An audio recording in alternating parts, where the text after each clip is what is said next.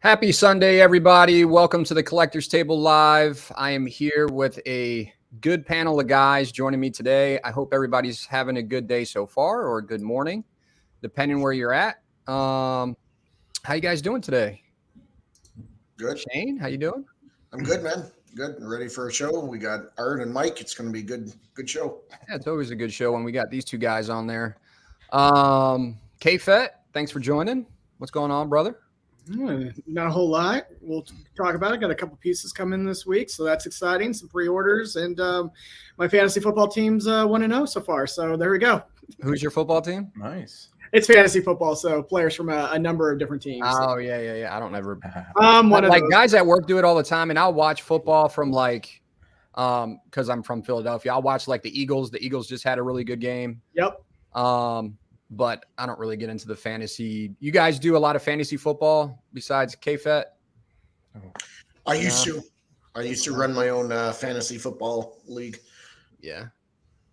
Yeah, I like watching the games because my daughter likes watching it. She just recently got into like watching football, and she loves watching soccer. Like Messi is like, she's in love with the guy. So I'll probably take her to a game one day.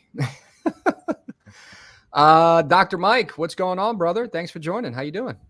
I'm good. Thanks for having me. I'm looking forward to a good show and, just chilling. I love this time of the day because it's nap time for the kids. So ready to just kind of hang out. It's perfect when you got little kids. My oldest Yeah. is like 17 now. So like, I wish he was a baby again, but yeah, little kids can be a handful sometimes. Yours are super young, right? How old are your kids again? They'll be 3 and 1 pretty soon. Oh yeah. Yeah. So those are like, that's important time to have a little you time in between. Yes. Yep. Art? So thanks for having me. Oh yeah, sure, Mike. Anytime, man. What's going on, Art? Your background's looking good. You must be at the condo. Yep, I am. I just got back here like about 30 minutes ago, just in time to make it. But I'm very tired, man. I had a lot of work. Whenever you got to jump out, man, jump out. You don't even have to stick around if you don't want to. I know It's all good, man. You've been having you had like 2 shows, and then work was like really busy because I saw like your shop was like stupid busy. Yep. So, and another unboxing I'm doing tomorrow as well. Wow. Is that the got, like, Batman 3 Superman? Yeah, man. Dude, Nice. that piece, I am so not looking forward to it. It's a lot bigger than I expected it to be. it's a diorama, right? It's a big diorama. Yeah, it's a big 1/3 scale dio. And Is that the one where Man. he's like punching them or something? Or yeah. Dude, it was like 92 centimeter in length. Wow. And then another 76 in depth.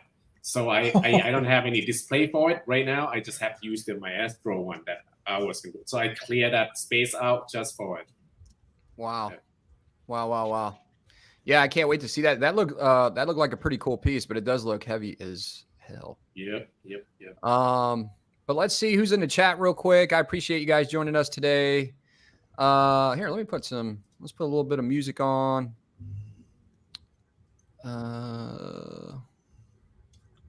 Sexy time. Sexy. Yeah, a little Barry White. Let me get the candles right. I can't even hear it. Is it playing? Yeah. There you go. Is that too loud? A little bit. We good. That's weird. My volume's not like, it's like not changing the pitch when I change it. Oh well. I'm gonna have to roll with it. All right, tell me if it gets too loud, guys. Anyway. Yeah, that's good. That's better. All right, Dennis Perez. What's going on, Dennis? Hey, my man Dennis. Trying to look out for me, man. I saw that message right before I came on air. You saw it, Mike? Oh, yeah, I saw it. He's like, I was like, what did I post again? I forget what I posted. I posted something that I secured. The Interceptor. That you got the Interceptor. Yeah. And Dennis is like, I appreciate guys like Dennis. You know why? Because we got so many other people that are just like, buy it, just buy it. And most of the time I like that shit too. I want you to encourage me to buy it because I want to buy it. But Dennis was looking out for me and he's like, hey man, watch out with that Star Wars line. That's like a rabbit hole. You got to be careful. So good advice, Dennis. Thank you. Anthony Kennedy. What's up, everyone? Adam, the Joker arrived Friday. Thank you. Yeah. So, Congrats, man. Congrats on your Joker piece. I'm glad you like it. Hopefully you don't see that little chip in the ear that I messed up. But no, it should look pretty good. Mitch, what's going on? Alan Kiefer, what's going on? Nice guy. Always nice to see you. Jerry, thanks for joining again. Ledge, always nice seeing you. Saying what's up in the chat. K-Fet saying what up. Chris Tron. Slifer, what's going on? Mitch, we got Cab. Tony the Tiger. I love that name, by the way. It's great. Statues and comics. So he collects comics too. You guys collect a lot of comics? I know, Art, I think you said you collect a little bit, right? Yeah. I do. Do you ever have time to read them? I read them online. I just don't. Yeah, I don't mess with the comics I got. Yeah, it's kind of easier if you just want to know the material and you just want to read it. But if you want to collect it, obviously you got to get the comics. Yeah. Ledge, what's going on? Let's see, who else did I miss? D3. Marcos, what's going on? Pre-football chat. Yeah, man. All we need is some beer. Is it too early to have a beer? Nope. What time zone are you got? Well, I know what time zone Art's in. I think he's 11 hours ahead, if I'm right. Yep. And then Shane and Kev, I think, are an hour behind me. And then 2 what about hours. you, Mike? 2 hours? It's noon. For me. Okay. It's noon? Yeah. Yep. All right. We'll just let the guys come on in here. Dinesh, what's going on? Who else we got? Did I miss anybody? Donald, what's going on? Fatal, what's up? What's up, Fatal? Ledge, nap time doesn't last long. My 4-year-old does not take naps anymore. You want them to sleep come bedtime. Yeah. Let me tell you a secret to putting your kids to bed pretty quick on a night where you just want to have a little night off. Take them to the pool during the day. Oh, that's smart. They'll be knocked out. Hey, and if you don't have a pool close by, I've heard chloroform looks great. And you're going to sleep? We're What's going going on, brother? Whiskey. Yeah, just put it over their face, go to sleep. Yep. John Connor, one of the best names. What's up, man? Critical Mass, what's going on? I already said what's up with Jerry and Mitch. Yeah, so I appreciate you guys hanging out today. Do we want to talk about, well, we're going to talk about a couple different things. Ahsoka being probably the start of the conversation. Are we good to talk about Ahsoka? Yeah. You guys are, everybody in the chat? I think we'll try to stay away from some spoilers from people, but I mean, we can talk high level probably. Unless anyone minds. I got a picture that's pretty much a spoiler. I wanted to show. Chat, real quick. Tell me, are you guys? Can we talk about Ahsoka without anybody having a meltdown? Let me know real quick. So we're going to talk about Ahsoka. We're going to show some pictures from some stuff that we got coming in or that we just picked up. We're going to show Kevin's man cave. He's got a little upgrade to his man cave with some lighting, which will be cool. The new statue giveaway, which is epic. You guys do not want to miss that. I was surprised that Kevin was giving this away. I can't wait to show you guys. I won it, but I can't win it, obviously. But yeah, we're going to talk about that. Shane had a little trip where he sent us some pictures. We'll talk about that. Yeah, and then we'll talk about some little bit of statue news. It's been a little dead in the statue community lately, hasn't it? Yeah. Right? Quiet. It's been a little dead, man. I don't know. It just not too much coming out. Everybody's kind of saving their money. That's good. Yeah, it is good to save your money. Except on this panel, we spent a lot of money in pre-orders recently. Yes. I'm like moving. I shouldn't be spending any money. I'm still spending money. but I couldn't pass up on some deals. We're going to talk about some LBS stuff. NYC. We're going to definitely talk about some NYC stuff. This is like a whole new world for me. So I'm excited about it. And we'll talk about some PCS and maybe 1 or 2 6 scale stuff. Anyway, what the chat say? Did they are they good? They all said yes. Yeah. All right, cool. Let's do it. No one said no, so fuck them. Okay. Let's share this screen. So the latest episode in Ahsoka. Man, this is a cool image, by the way. You guys remember this? Yep. Right? Oh yeah. So, I'm just going to go around the horn a little bit. Let me start real quick by saying this. I love Star Wars. You guys heard me talk about it before. I love Star Wars. I don't claim to know everything these guys know. Like Shane, Mike, and K-Fet, like they know a lot of like the story and the background. I know like the generic stuff, like what you go see in the movies. I've seen all the movies. I love everything Star Wars. I got the Star Wars bug lately, as Dennis Perez was kind of alluding to. But anyway, I'm also watching this too. I started watching this. Nice. Awesome. So I'm on the first season. I think I'm on like episode 6. I'm starting to learn who Ezra is and who he becomes later on. Super cool. Sabine, did I say her name right? Sabine is right here. Yep. So it was just really cool. It was really cool to kind of see that. But let's go back for a second. What did you guys think about Ahsoka starting off? I'll start with you, Shane. The last episode was my favorite episode. I thought it was really well done. I know some scenes, some guys were saying it didn't really make sense or, whatever, but I just thought from an artistic standpoint and from a fan standpoint, I thought it was great. I loved it. K-Fet, what are your thoughts on it, the latest episode? Yeah, I mean, we talked about it real quickly last week, but this was the one that in a number of different cities throughout the United States, they actually showed it in the theater. And, obvious reason why. I mean, it was so far the strongest episode out of the series. So I've been very pleased. The one thing, and I've made comments on Facebook about it too, is I feel like this is a great series. I would have loved to have seen it get that movie magic, been like a high quality budget blockbuster type thing. I'm not taking anything away from the show at all. It's just you can sometimes see it looks like they're on a set, and it's just like sucks. This could really really been special and cool. But I mean, I'm loving it so far. I'm ready for that Star Wars blockbuster scrolling text and all that. So it was so cool to see Anakin and I love the way they did it. People were saying I don't know a lot of name of the directors, but like.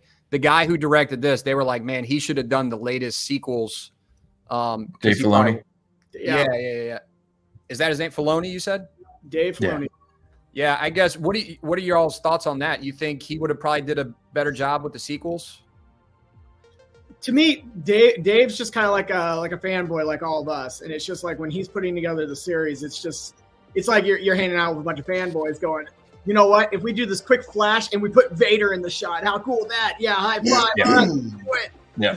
That's Dave making the show, so I love it. I mean, you can tell he's having a ton of fun. But, he also thinks out a lot of this plot.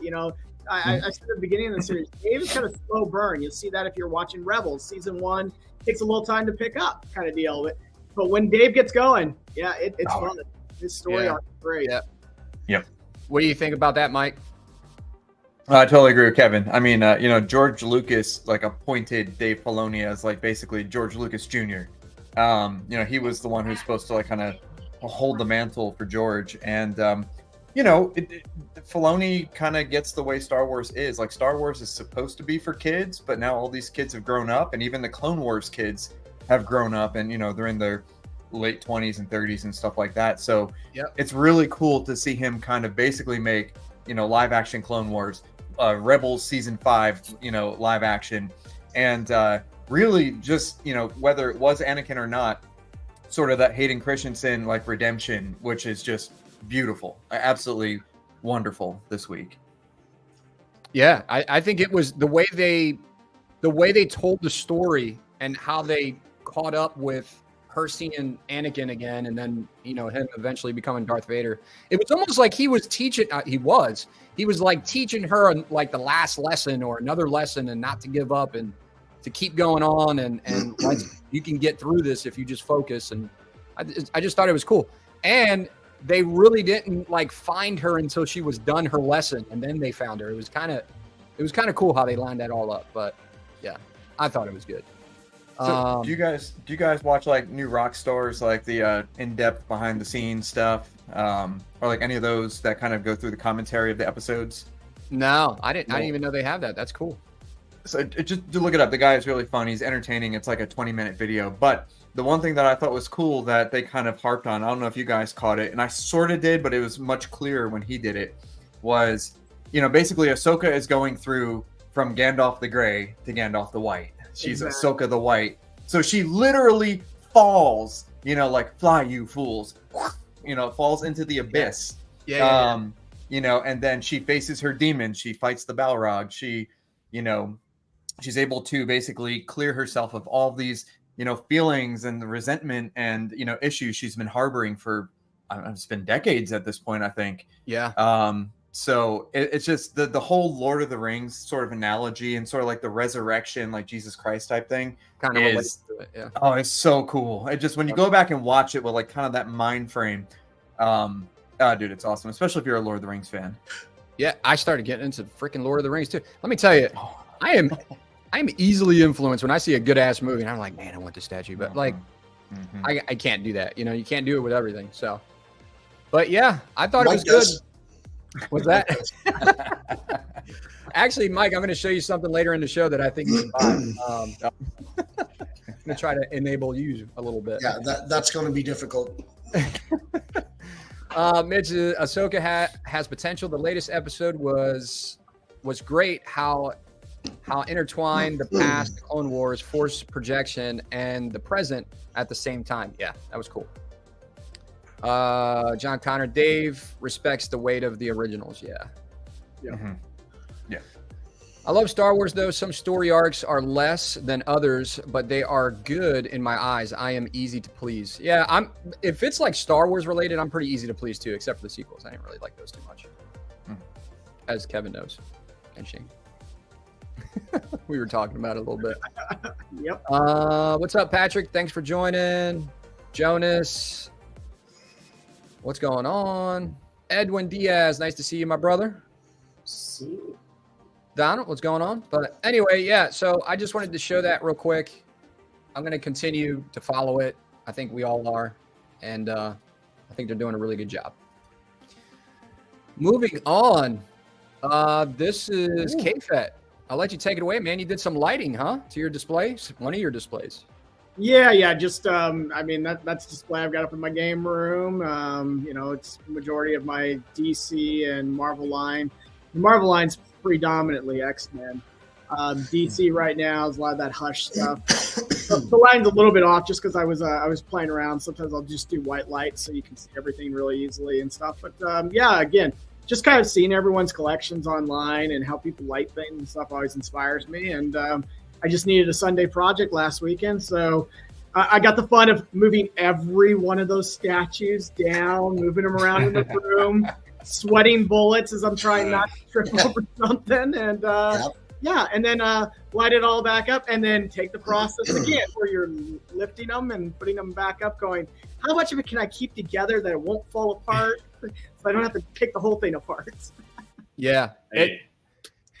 Let me ask you this: Do you do the dangerous shit that I do and just move a whole statue together, just like move it?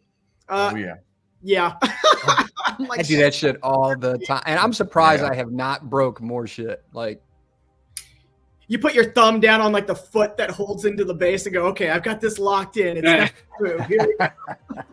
Or I harass my daughter to help me, aka my intern, as Shane calls her. Yeah, she helps me move the majority of my stuff, or my wife. But looks great, Kev. Appreciate it, man. Yeah, I mean, these are just your standard LED light strips that you get off like Amazon. It's nothing too fancy, not too expensive. Matter of fact, my oldest daughter, she's all into anime and gaming, so I've done up her whole room kind of like this as well. So it's fun. It just adds a little bit extra to the whole collection. That's cool. And the lights are all changeable? I'm sorry? The lights are all changeable as well? Changeable from a standpoint of you can change out the colors and stuff. Yeah. Yeah. Okay. Yeah, that's good. What Joker statue do you have, Kev? The Joker one, well, you can see it down in the right-hand corner in the lower. That's that original premium format. Oh, yeah, there it is. I missed it. I've got him down there, and then I've got the other Joker coming in. Yeah, it's going to be hard to zoom in. That goes behind Punchline, or goes in front of it. So I've got that one coming in next month. That's so nice these one. are all like Nice. X-Men up here, and then you got X-Men. What is this over here? Is these X-Men? Yeah. That's Batman. That's the Hush Batman, Poison Ivy, Hush. There you go. X-Men. Yeah. That's Magneto. Yeah. Magneto, LBS Magneto, right? And then you got more X-Men down here. So I like I always say, I think the Sideshow X-Men is like really good. I think for the price, they look great. So some of you know I've got a pinball machine, so I like at night setting the lights like this, and then I got my pinball machine going. I like to play and just kind of sets the ambiance in the room. Yeah. Yep, it looks really good. I like it. And did you run the strips? Like, did you have to drill holes or anything to put them in, like, to get the lighting in the boxes? No, those are actually. Most of this is nothing too fancy. It's your IKEA shelving, but they do already have the holes already there. And an LED strip, it goes right through it. It slides right in. Oh, nice. That's perfect. Did you use the Goovy? I don't know what that is, so I guess not. The lights, is Goovy. it Goovy? Govee? Goofy? Goovy. Goby. Is it Govee? Goovy? Whatever. I use those lights. That's what I like, the LED lights. I'll have to check those out. Yeah, I got They're on plenty of Amazon. They're cheap and they're great.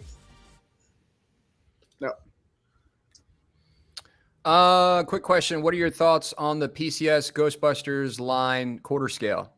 They're nice. They look cool. Yeah. I like them. And I loved Ghostbusters when I was a kid. Yeah, So, yeah. me too. I wouldn't buy it because, I mean, like, if I really liked it, I would buy it. But, you know, I like it, but not enough to buy it. Not enough space to get everything. Kevin, I love how clean this looks, man. It looks classy. I appreciate it. Yeah, that's, again, we've talked about it a number of times. It's how can you display it that you get as much in there as you want, but you don't clutter it. It's such a each their own, man. Like, you know what this has to me? This has a feel of like a Junior and a Slifer kind of mixed. They're set up like very clean and sleek and classy. I like it. Well, I've given Slifer a lot of praise before, and he continued to give that to him because I love when I it's clean on their channel and I get to watch his so look clean. at the background. Hey, real quick, John Connor, I'd like to see someone move that third scale Predator in one piece. Let me tell you, who you need Arts. He's got one of his guys that helps him. He's like that. His manservant. Yeah. You need two of those dudes. No. That guy can actually pick that whole thing up. He picked up my Batman versus Dragon Joker. Yeah. Whole thing. And put it on the second shelf. He just went up on a ladder and placed it. I'm like, fuck this. I know you're about to unbox some big shit when I see him in the videos. Yeah. He's helping me out tomorrow too, man. I just love when Art's doing an unboxing and this guy's dusting his statue while Art's talking about it. It's fucking great. And then you got Shane in the damn chat talking.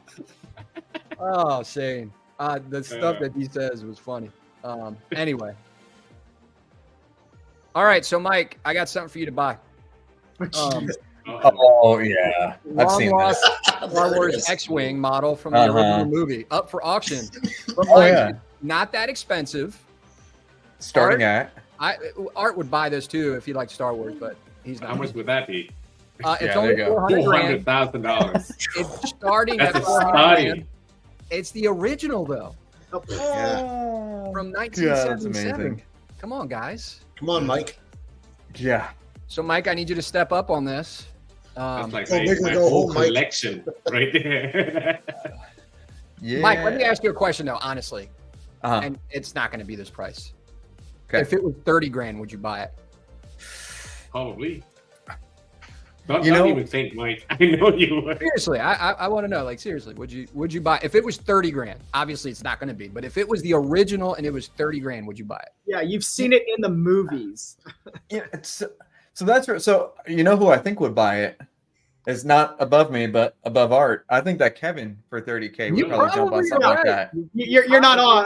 I'm sitting over here going, actually. So, Yeah. I mean, here's the thing about Star Wars collectors. I guess any collector, but with Star Wars specifically, you have people who love movie used props and original stuff and whatever. And like I think of Kevin and like all those guys. And then for me, I'm a little bit more laid back. Like I don't mind getting an NYC X-wing, for $1,000. I don't mind getting, like a Hasbro, even like the Ghost, the HasLab. So Yeah. I don't need to have something that's been in the movies, but I love and appreciate, just like, hey, this is 1977 original prop. Now, what I'd rather do is I'd rather have someone like Tom Spina, Tom Spina and RS Prop Masters don't make models, but one of those guys take it and replicate it, and then I'd buy the replica for like 1% of the cost. That's a good point. Yeah. That's a good point. Yeah. That's a very good point. So, like, when you think of it that way, it doesn't make it worth it unless you're like super hardcore and you just got a ton of money you just feel like throwing away. Yeah. Well, there are guys that's their whole collection is, they don't buy mass-produced statues. They buy stuff that's in the movies, and they have a small collection, but it's a real special collection. Yeah. I just saw this and I was like, and somebody's going to buy it, and the starting price is $400,000. Do you think it would be a good investment? Do you think eventually it would be like, we're talking about the original now?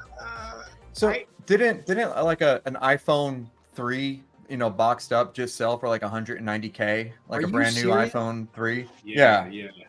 What Like I had a bunch of those. I used to work for Apple. I had a crap ton, and I just threw them all Man. away, Oh, like an what? idiot. Wow.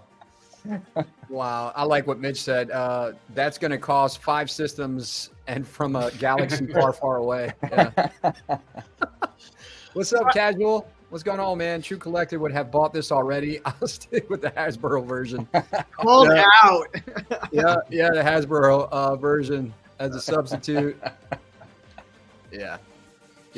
Best kind of I'm even kind of wondering about that Star Wars, the original trilogy and stuff like that. I go, I was talking to some of my buddies, and there's an age group that really loves it, really loves to grab onto all those pieces, wants to get the vintage toys, wants to get anything maybe from the movie. But, a few of us were starting to get up there in age, and I start looking at the next generations and stuff like that, and they love Star Wars, they love the trilogy, but, like to Mike's point, just get an NYC or, start focusing on some of the new series and new stuff in Star Wars. So I'm wondering at what point does the ceiling or actually the floor fall out on original trilogy stuff and the market who wants to buy it? I That's a agree great with point. you, Kevin, completely. That's a great point. Yeah. It's a really good point. Fucking I like kids. Anthony's point too. Let's just get together like what they do when they buy sports teams.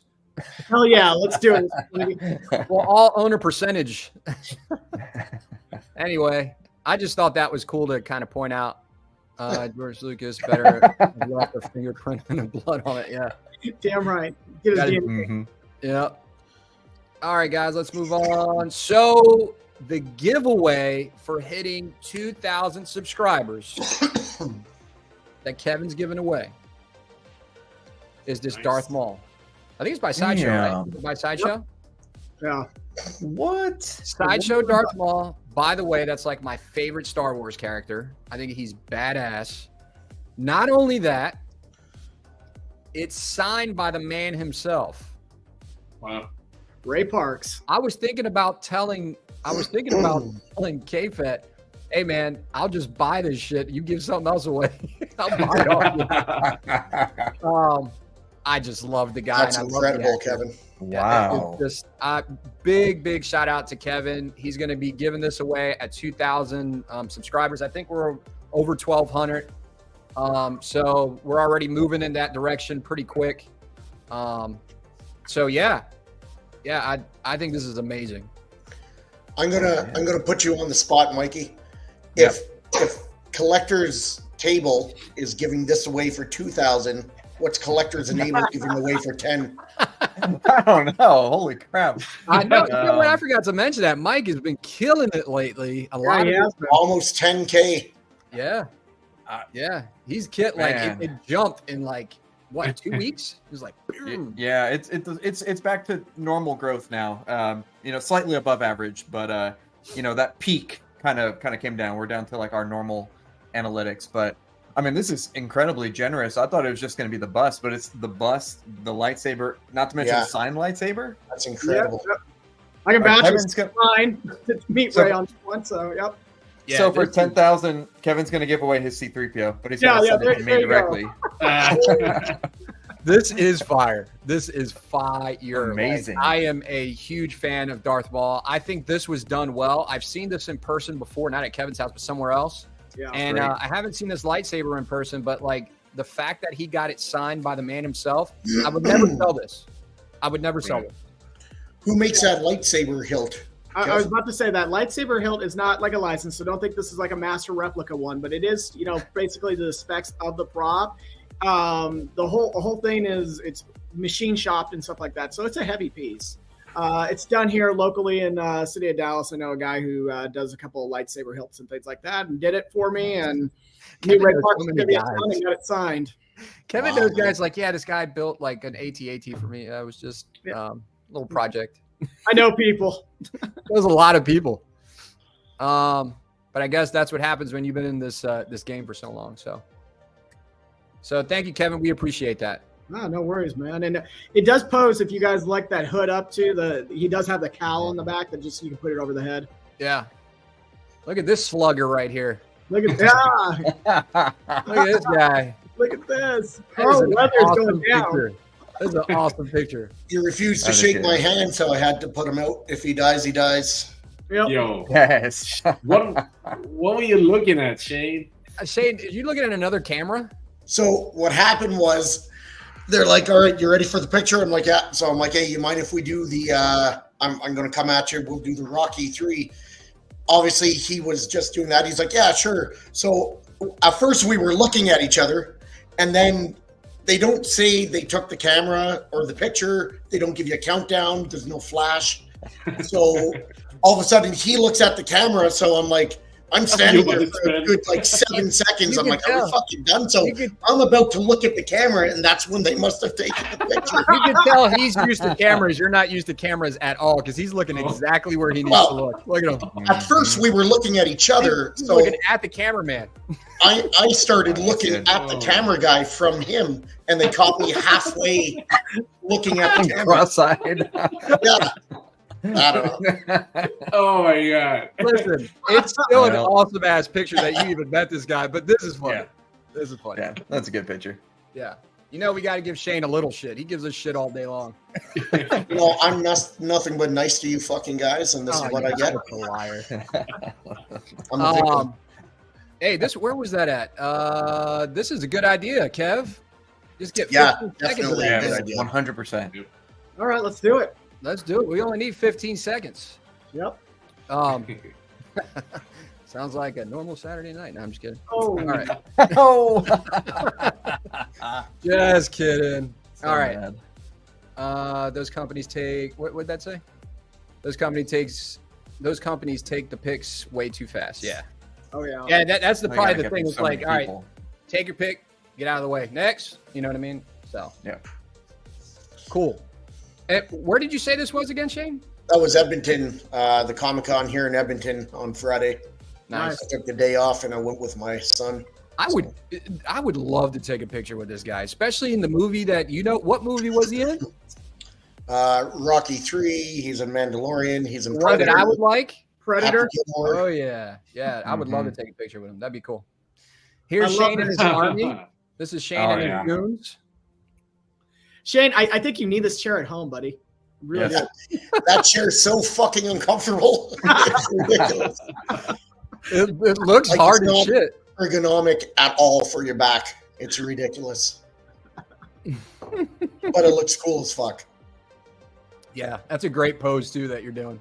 That's great. You got the R2 builders represent there. That's good. It's a good R2 build. Yeah. Mm-hmm. Yeah, it was a fun time. Those guys are awesome. How much you think something like that runs, Kev? If you're going all aluminum, you can be, 12, 13,000 in on one of those guys. And it just goes down from there depending on the materials you use. And it looks like it moves too. Like it. Oh yeah, they're all operational. Like remote control or something? Yep. I use a PS3 nunchuck controllers, so you never see them. That's cool. Awesome. That's cool. Yeah. So what Mitchell said here, the Predator handshake, I thought about that, and honestly, I was probably number 12 in line, and all 11 people before me did that. So he really got sick of it. Right? Yeah. But he didn't want to shake hands. Is that like the same thing? No, because he shook my hand at the beginning, and I'm like, yeah, pleasure to meet you. And then at the end, I shook his hand. I'm like, hey, thanks for the picture. He was fucking awesome, man. Like, great to the fans. He's like, hey, get in here. And he's awesome. Really good guy. This is a much better pose. I like this, Shane. This is awesome. Come Yeah, on. I love this better. I like on. that better. If you want, Adam, we can work something out. I could send you a few private pictures. Oh my god. I'm in. No, Yeah. I mean, all right, so we're going to go through some acquisitions. Transformers, Bumblebee, K-Fet, take it away. Oh man, everyone knows I bit the bug. I'm excited. The bug bit me, I should say. So this one is coming in this week. Got it for a real steal. Nice. Got this one under 1,000K. So wow, that was that's good price, man. that was a great deal. So I'm glad to grab hold of this one. So I'll have him in display. Transformers are going to kind of go up into that game room area. I've got some new space that I've just cleared out for them. And yeah, everyone giving me props on that mall bust and stuff. Please don't. I need Transformer room. So I was like, it's gone. Please don't. Yeah. I was like, bro, you're a great dude for that. He's like, bro, I'm just trying to make room for Transformers. I don't really give a shit about it. It's all about priorities, people. Yep. This is one piece that if I could find this one for the right price, I would pick this up only because of the small footprint. Yeah. Art, do you like these XM Transformers, or what do you? Yeah, I do. Yeah. If I were to collect the Transformer line, it would be G1 from XM. Nice. Yeah.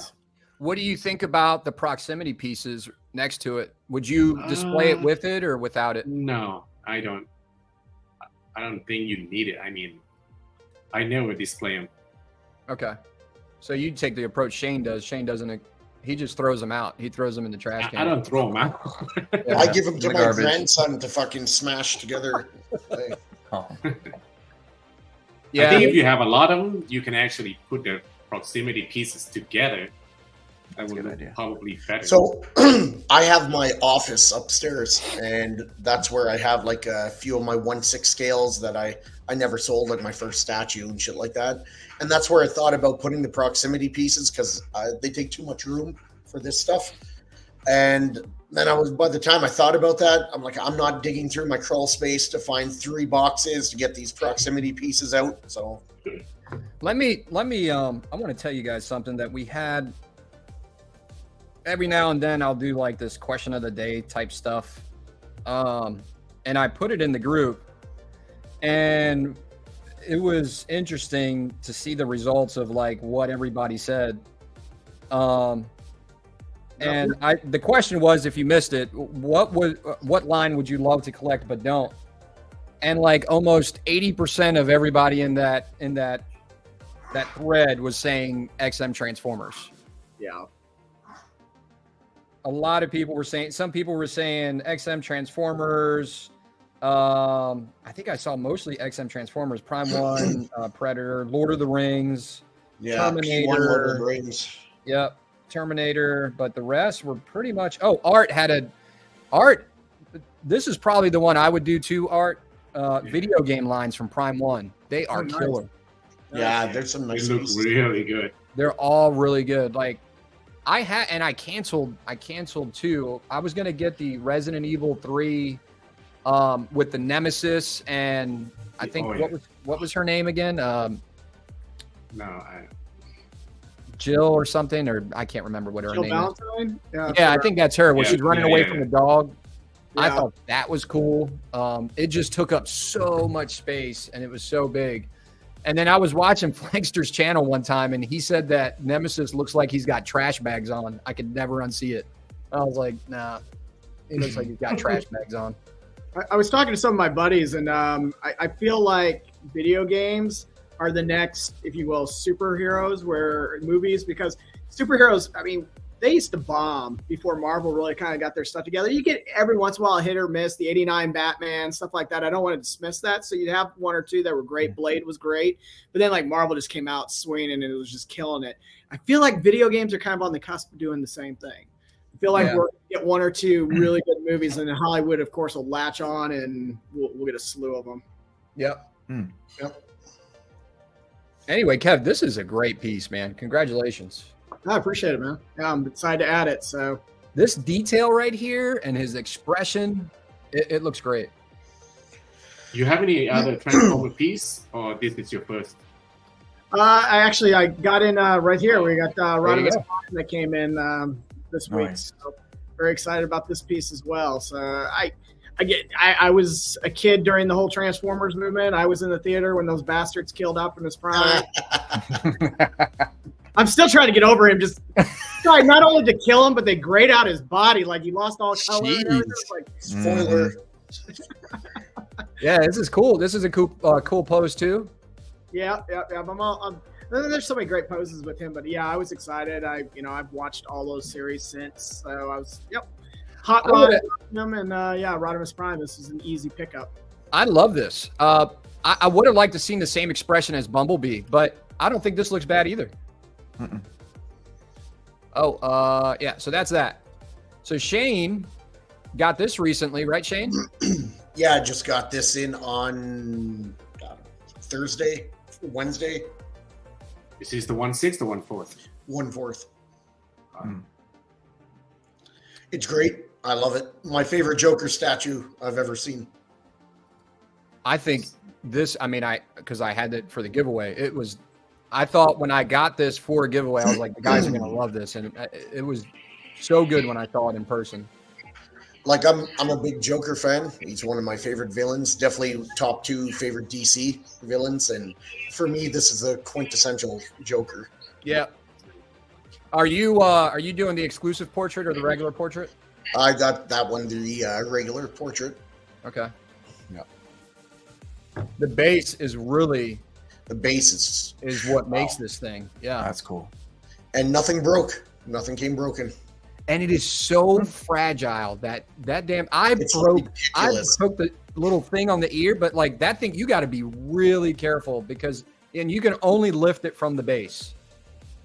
But yeah, that was cool. As far as for me, for Art, was that? Oh, go ahead. So Tony Tiger's asking, "Hey Art, it's been pretty quiet from Jay. Any news on POs?" Well, this Wolverine, he's going to be sending me the prototype to review, so that's going to put some pressure on XM Studios to open the pre-orders. Yeah. So that's the plan right now, and sometime this year they're going to open the pre-order for Thanos and Spider-Man. Nice. Yeah. Nice. Yep. We're going to actually talk about some LBS stuff here pretty soon. So, but congrats on that, Shane. As far as another pickup, I love this thing. I love it. I wish I had a poster in the background so I could put it just like that. So yeah, I think Shane, I know Shane, K-Fet, and Dr. Mike, I think we all got this one. 7 minutes. 7 minutes. Shane was telling us the time because he was keeping track of time. 7 minutes sold out. What's the ES? So explain this again, Kevin. They basically do it until they feel like they got enough that are going to be made, and then they'll release an ES of how many were made, or.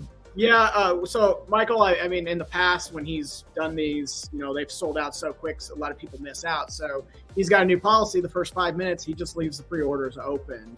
Oh, wow. My knowledge of the mouse is really, if you can keep your run around 60 or less, you're not getting their attention. I know on this one, I believe he said it was 80 was the the final count on this. But still, yeah, you're creeping up there a little bit. The mouse might start looking over, but in the meantime, we're getting a lot of great badass pieces from MYC. So this is going to be another good one to add into the collection, along with plenty of the other Imperial shuttles, along with Rebel stuff that he's been doing. Nice. What's the price tag for this? I think this one was it was about $440 to reserve it, and I think it's about $1,100 is the asking price. It's not bad. Yeah. No. Mike, what version did you get? Jesus. What version did you sacrifice to get? Yeah, seriously. I probably got the version that I'm guessing all three of us may have gotten, the weathered. I got it with the cockpit glass and the light. And I know there was a version for like the red stripe for, was that like a Legends type thing? Yeah. Is it a Special Forces thing or something for them? Or it was, is that what it signified, Kevin? Do you know? Yeah, it's from the comics. I'm trying to remember whose one it was, but yeah, it was a little too expanded universe for me. Okay. Yeah, I thought that would have been cool. I thought it was gonna be like some kind of like red weathered thing. So initially I picked it, and then I said, "Oh shoot," because I didn't actually look far enough in the photos, and Michael just changed it for me. But I mean, I have the two ties and the Darth Vader tie diorama with the big Death Star behind it. And so I just keep them all weathered with the glass and the light, and they just look so good together. This is a work of art. I mean, this is beautiful. Beautiful. I love this thing. And let me tell you, I have been like a little fangirl about these damn ships. I've always heard Mike talk about it on his show because I watch his show all the time. And then Kevin and Shane will talk about it while I'm like working on something if I'm like in the show. And I always hear them talking about it, but I never like really got into it. And then I don't know, something just made me, I think it was me and Kevin talking again about ships. And then I went to their website and I was just like, oh my God, I've been missing out on this stuff. Like, this is so cool. It's a lot bigger in person than like, so you're looking at it here, but when you get it in hand and you like pull that wing out of the box, you're going to be like, holy crap. It's well worth the money. The details are great. You're going to love this in hand. Yeah, I can't wait. Kevin, you want to do the famous hands? How big is it? Yeah, it's going to be like that big. We always talk about how they show statues and they go like, they don't ever, sometimes they won't show dimensions and they'll just go, it's this big? This big, yeah. Oh, that helps. Yeah, that's great. I think that'll for fit. the people who's put everything on mute, they might understand something else. Yeah. Yeah, so I'm getting the weathered, no glass. Okay. Weathered, no glass, and what was the other thing? Oh, lights with the lights. Yeah. No strip. No strip. I was gonna originally get it with the glass. I was taking advice from Kevin and Shane. They said with the glass, a lot of people like it, but there was some complaints about the glass making it look a little cheaper. But I don't know. I think I would probably like it with the glass too. So I don't think you can go wrong with the glass. Yeah, I don't think if you look at the props from the movies and stuff, they never put glass in it. So like Millennium Falcon, all the ties, stuff like that, never had the glass when they were shooting the movie. You'd have too much reflection. So it just depends on who you are as a collector. Everyone's mind reads it. Hey, there's glass there. So that's how your mind's reading it. Get the glass with it then, man. Yeah. I love like this, you know what I mean? The only critique, if I'm being, honest with this, I wish it would have had a little bit more like paint detail and a little bit. I think it looks great. But I just wanted to see a little more like paint detail, but I still think it looks awesome. So, that's a good point that you make. And Michael will say, these are kind of mass released for people who don't want to spend like $5,000 on like a custom made by like someone like Kevin, who can like custom build one and do Archive X paints and like crazy stuff and super, super detailed. But when you like put it on your shelf and you're standing like a foot or two away from it, it looks great. But if you really want something crazy, you're going to pay probably 4 to 5 times the price. Yeah, it's a very good point. I think I'm going to love it either way, and I can't wait. Will. Yeah. I just got this ship bug, man, and it's crazy. I can't believe I've been missing out on it. So I mean, what NYC is doing, they're far surpassing, say, Master Replica. They've already released more vehicles than Master Replica ever did. So as a collector, if you're someone who really appreciates these vehicles, there's nowhere else to go unless to Dr. Mike's point is you have to specially commission these, and you're going to pay a fortune. Yeah. So I don't have the TIE Fighter. I came close to buying it off of Kevin, but I just think I like this one more because they got I'll show you here in a second, but they got more stuff coming out. But it'll come with the long pole so you can put it next to the TIE Fighter, which I think they look great together. I love how clean these bases look too. It's just so nice and clean looking when you, like if you were to put everything, even if it wasn't necessarily next to each other, but on pedestals or something. Very nice museum style base. I love it. I think they're doing a great job. So Adam, just because Art stepped away in this question, I wouldn't let him answer it because I know already how he would answer it, but I'll open it up to everyone on the call right now. So now we're getting all these pieces, you're getting all these and you want to display them just right. Do you finally pull the trigger or do you do it yourself? Do you build your own custom shelves? You just get away from the IKEA stuff, all that, and really give your stuff and pay that extra to display it. What's everyone's thoughts? I don't know. Go ahead, Dr. Mike. I'll let you start. Yeah. So, I mean, I go through this process probably every single month of changing things up. New things come in, old things go out. And how do I want to display things? So I take a hybrid approach right now. I do a hybrid approach of garage shelving and then custom shelving. So, for like where my T800 is and my Alien and all that stuff, and I think we've seen it on the show before, yep. I specifically set up shelves, for those pieces that are not going to move. And as I'm kind of getting into bigger pieces and sort of settling the collection a little bit, I go more custom. But if you just have a ton of stuff coming in and you're not sure where you're going and your mind changes every day, again, speaking for myself, it's nice to have garage shelves because you change the height. You can do customizing garage shelves. I just find that with the IKEA stuff, I had a ton of that in the past, a couple of years ago. They're good too, but you're definitely constrained by the size. So you'll see on these NYC groups, but does it fit in a Besta? And some of these ships are freaking huge. So the answer is probably, well, no. So give yourself a little bit of space, especially if you're getting into some of these bigger ships like the Boba Fett Slave One, the Millennium Falcon's on its way, the AT-AT, all that, the Imperial Shuttle. Yeah.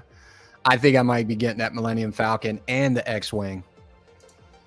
Oh, but, yeah, you got it. So good. Yeah, X-Wing's coming probably, a month or so? Next month, it's supposed to go up for pre-order. Yep. Mm-hmm.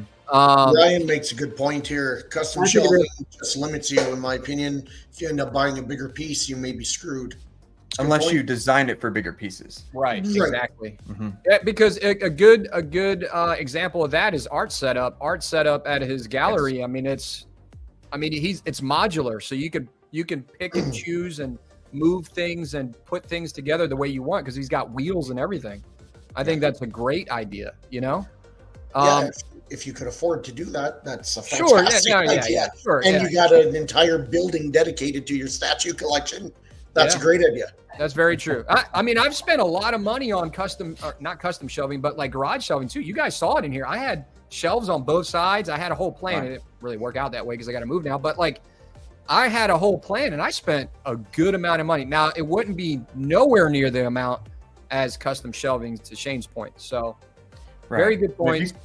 If you go to Costco and you grab the shelves when they're $79 and you grab, 10 of them, I mean, that's not too bad considering how much space you'll get versus custom shelvings, wood, all that stuff. I mean, that's a ton of money. You got to pay for the labor for somebody to do it to your specifications and dimensions. Yep, exactly. Yeah. So starting in January, I'll put out the post, but I did pull the trigger. I'm going to be doing a custom thing here. Congratulations. In my media room, I've got the life-size Vader and all that. I'm knocking out part of that wall. I'm going to take it about 2 feet back, and it's going to look like Vader, Fett, and the Snowtrooper are all coming through one of the blast door portals on that side of the wall. Cool. And I'm going to do a little bit more of the architecture from the Death Star that I have certain pieces that are going to fit on that one wall in the media room. But we bust some holes into the drywall in January, and we'll go from there. So I'll keep updated photos, and I'll see if I regret this in the long run. But I decided just on one wall I was going to do a custom display. Worst case scenario, you lose a ton of money and you got to put it back. Right. Yeah, again, nice new closet. Resale value when we put the house up. Yeah. Well, that's one thing to consider, like when you're doing custom, because I did custom shelving when I first started collecting in a house that I built a couple years ago. Not this one, but a different one. And we did custom shelving. Like it was really cool. I had a Thanos. I had a guy that was really good at artistic, like drawing and stuff like that. He did a mural behind me when I had like a little gaming area. He did a mural behind me of this Thanos. Or no, it wasn't a Thanos. It was Apocalypse. Excuse me. Apocalypse. And he was doing like this screaming face looking up, and it took up like the whole wall, and it looked badass. And it took him like 2 weeks to do. And it was painful when I moved. I had to paint over that thing. I thought about like cutting the drywall out and taking this mural with me, but I couldn't. But custom shelving I had in that room, I had to put it back. You know, I had to pay for somebody to come back, and the closet, it was a closet that I put with shelves.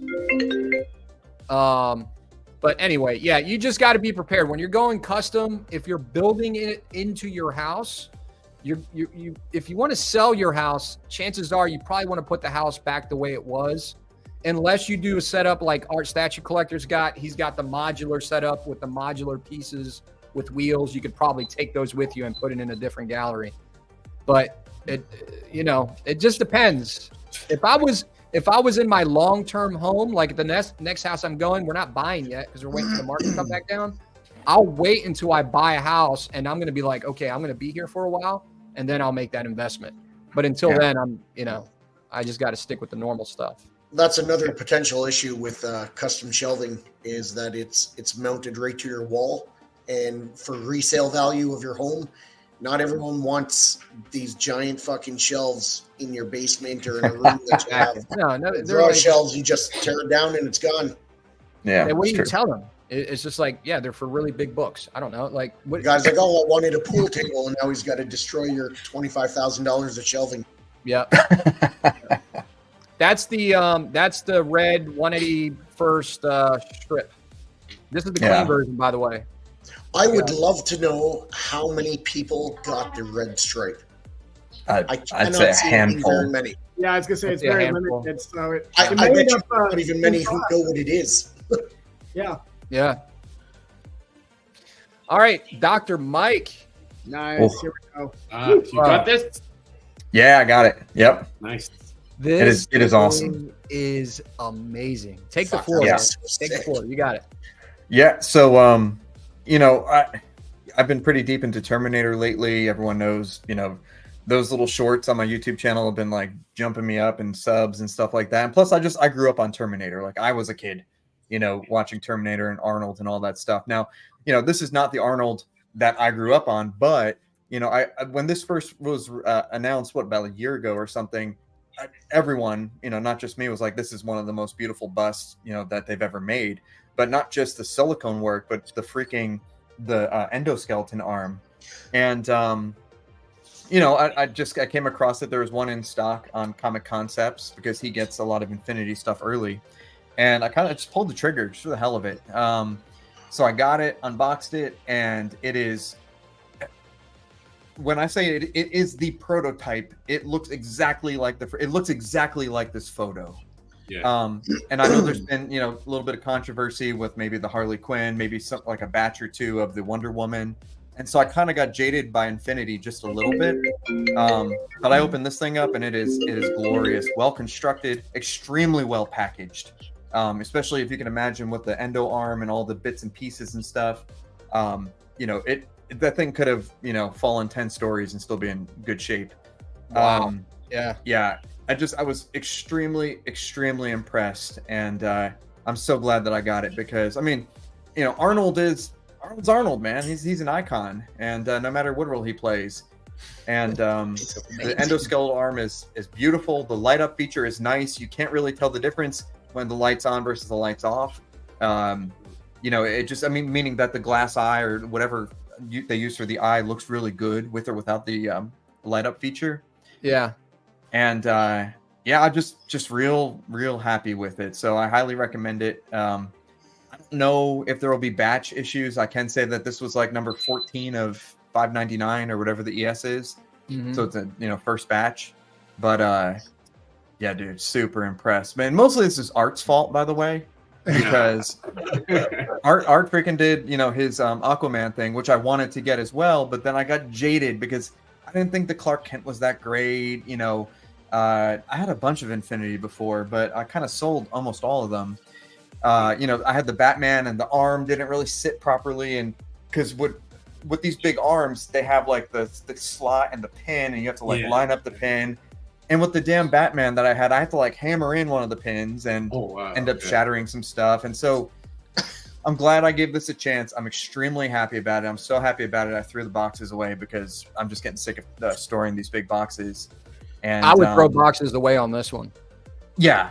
Oh, you know, honestly, for most of my life-size stuff, boxes go in the garbage. Because, you know, in reality, you know, the life-size stuff is extremely hard to move. It's extremely expensive to sell.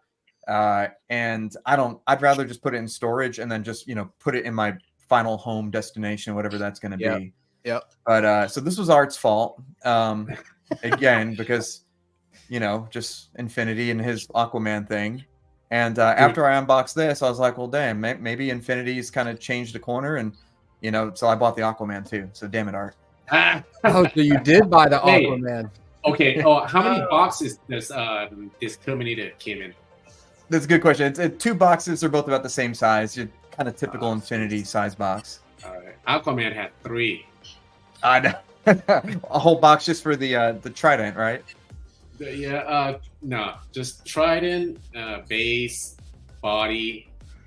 Yeah. And arms. That's crazy. Fatal saying real quick, this is crazy likeness. I'm on the fence because I want one with the younger likeness, and I don't think I want both. Let me tell you, man, I think that you got to go with this one. This the is he looks better. But you know, he does have a little bit of a point because like the really iconic Terminators are from like Terminator 2. That Terminator 2 was like the really iconic ones. Yeah. I still like. I didn't really care for this version of Arnold. I still liked it. I really liked it. Yeah. But when I saw this statue, this thing is crazy good. Like I would, if I was collecting bus, I would buy this in a heartbeat. And again, people always worry about, is there a differentiation between the prototype and the production? And all I'm saying is in this batch that I got, I cannot tell the difference. Yeah. This in my opinion, right here. Out of every bust I've ever seen that's created to be an actor, this is the best bust I've ever seen for likeness. Ever. It looks like him. My wife, when I was working on the show and getting it ready, she came up. She's like, her initial reaction was, whoa, that's cool. That's a statue? I was like, yeah, that's a statue. Now, when you're spending this kind of money, this is what the fucking likeness should look like on a piece. This blows me away. I mean, what do you think it is percentage-wise? I mean, that looks like damn near 100%. I would give this like a 98%. Mm-hmm. Like it's incredible.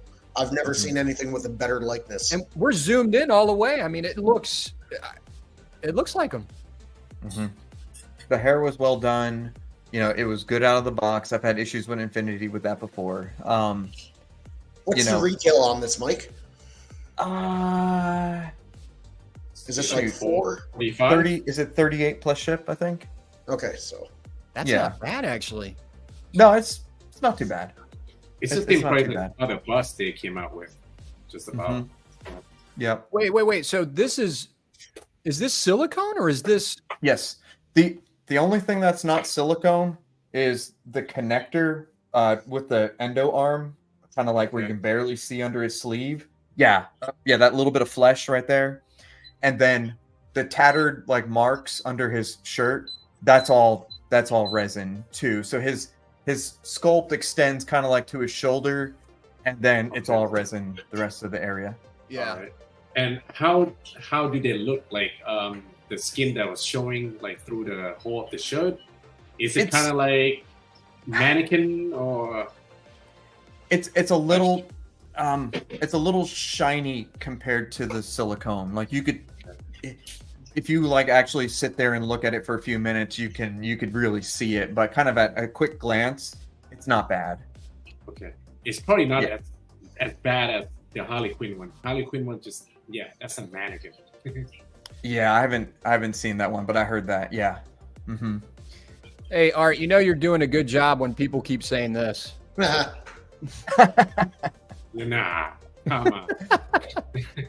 Oh, it's definitely a compliment, man. You do a good job. And that's why a lot of people when they blame you for them buying something, it's like, yeah, you're doing a good, well, if it's a good piece, it'll sell itself. You know what I mean? Yeah. But this looks, this I can't get over this portrait, how good it looks. Yeah, it's quite good. And honestly, I think the arm like steals the show. Like the arm in person. Yeah, that whole the endoskeleton arm.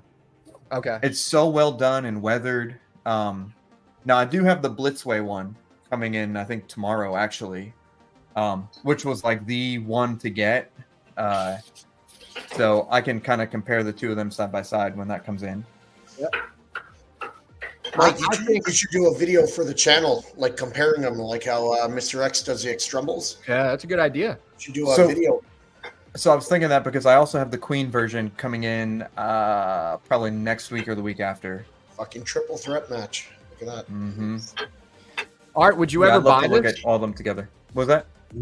Dude, as much as I love it, but I can't buy it because it's not DC or Marvel. I don't want to get it, fell in love with it, and then trying to find a place for it. Art, I respect your focus and discipline. You know what's cool about this? Sorry. No, go ahead. I was going to say, it looks really wide, Art, but in reality, when you turn it, it's meant to be like displayed sideways, and it doesn't take up that much room. It's not even that deep with the arm sticking out, so you could find space, Art.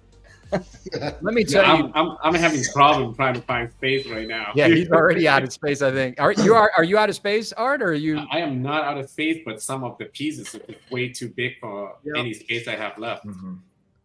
That's the problem right there. Art, I'm gonna put you on the spotlight here real quick. Okay, Marvel DC. You can only have one character out of each one. Who's your boys? Okay. Wow. Ooh. Like, as far as statue-wise, I would go with Iron Man. Nice.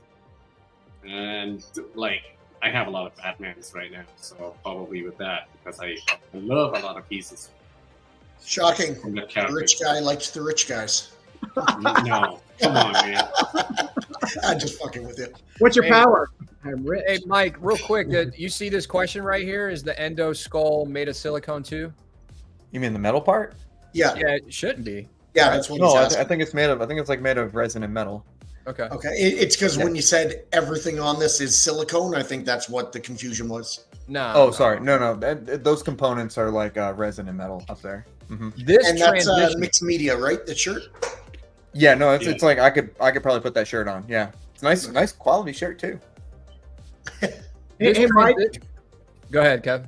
I was just gonna ask on the metal and stuff. Is it like a gold back ray, or is it a pretty high chrome, silver-looking metal?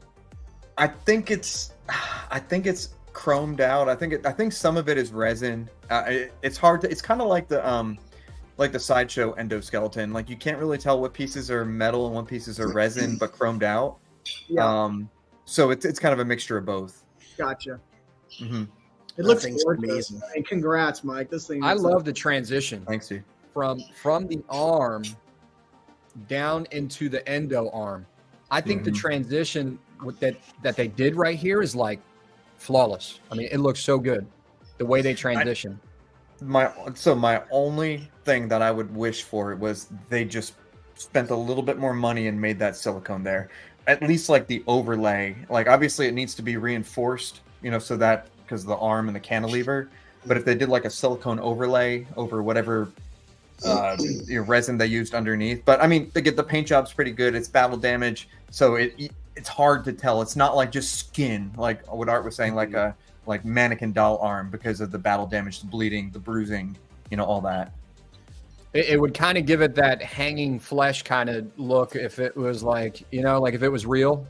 Yeah, just that's the only wish list thing. But then again, you're not focused on that part, so I get it. Right. Cut a couple pennies here and there for that. That's cool, man. And the original Queen Thanos bust with the gauntlet are probably my 2 favorite busts. Yeah, Thanos is still fantastic. Yeah. All right, moving on real quick. So you got this art recently, right, Shane? Yeah, at the con, I bought some art prints. This is actually going to be shipping from the States. It's 2 by 3 feet, and it's on canvas. It's going to be shipped to me. I saw it. I'm a big Beatles fan, and when I saw this, obviously I'm a big Star Wars fan, and I just thought it was awesome. In the background, it's some TIE fighters flying in the sky there. In the background. Oh, I didn't even see that. That's cool. Yeah, it's pretty cool. Yeah. You got C-3PO back there, R2-D2, and then there's a bunch of Easter eggs in it if you look. Ewok. There's an Ewok, right? Yeah. Mm-hmm.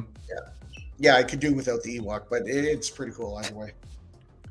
This is cool too. The Grievous, Vader. The pictures don't do it justice because it's actually on acrylic, so it pops like it almost looks like it's light up. It just pops. It's so vibrant. It's fucking insane. When I saw it at the con, I was like, "Is this lit up?" The guy's like, "No, this is just how the light reflects off the acrylic, and everything lights up. It's beautiful." And then because I'm a big golfer and I feel this pain. Yeah, so you got a golf lifesaver, like a club. That's funny. Boy, he keeps hitting his ball and he can't get it out, huh? You got his caddy there, the stormtrooper in the back. And then in the sky, you actually have the TARDIS from Doctor Who. They just threw that in there. That's funny. And I used to watch a lot of Doctor Who until that one shitty doctor came along and ruined the show for me. All right. We're going to talk about this real quick, and then we're going to go back to some topics. Excuse me, K-Fed? I was like all the doctors? What are you on? So, Art, I wanted to talk about this a little bit. It looks like we got some teaser photos of the Savage Wolverine. Yep. So, initial thoughts on this. How do you think this base looks, guys? I'll start by saying real quick. I was talking to Shane and the guys the other day. Shane was asking me what I thought. And I know I've heard a couple people say it too. It kind of looks like the big game cover art Predator base, which is not a bad thing, by the way. I think it's a good thing. No, that piece is sick. Just reminds me of it, But what are y'all's thoughts? I'll start with Shane and we'll work our way down to Dr. Mike. When I first saw it, I thought the paint was really good. I've heard a couple comments that the plants look plasticky. I don't think so. I think it might be the lighting from the photography. Plus, it's still a work in progress. I think it looks good. It looks vibrant.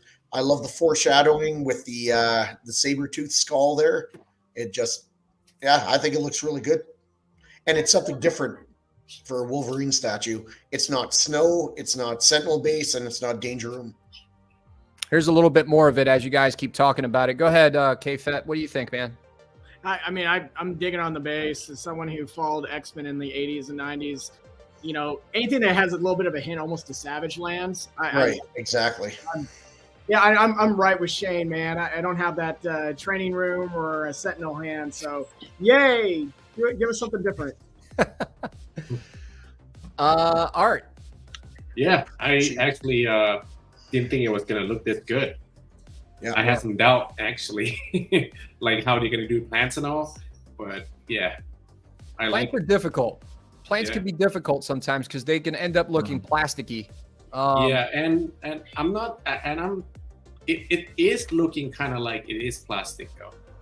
But do you think that could be the lighting? That's what I chalked it up to, is maybe the light. No, I believe that it has to be plastic. Otherwise, if you have a resin of these plants, you're going to get broken pieces everywhere. Oh, could you imagine if each leaf was, come on.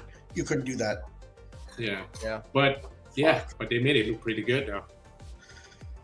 Carl says, I'm actually surprised how well the feral Wolverine switch out looked together with the bone claws. That'll be my go-to switch out over the normal Wolverine. Yeah, I think it looks, it's a great match. That looks great. It's not my favorite version of Wolverine, like that feral mask, but the fact that it's offered and how it looks, I think looks great. Yep. And I believe it's going to have 5 switch out portraits.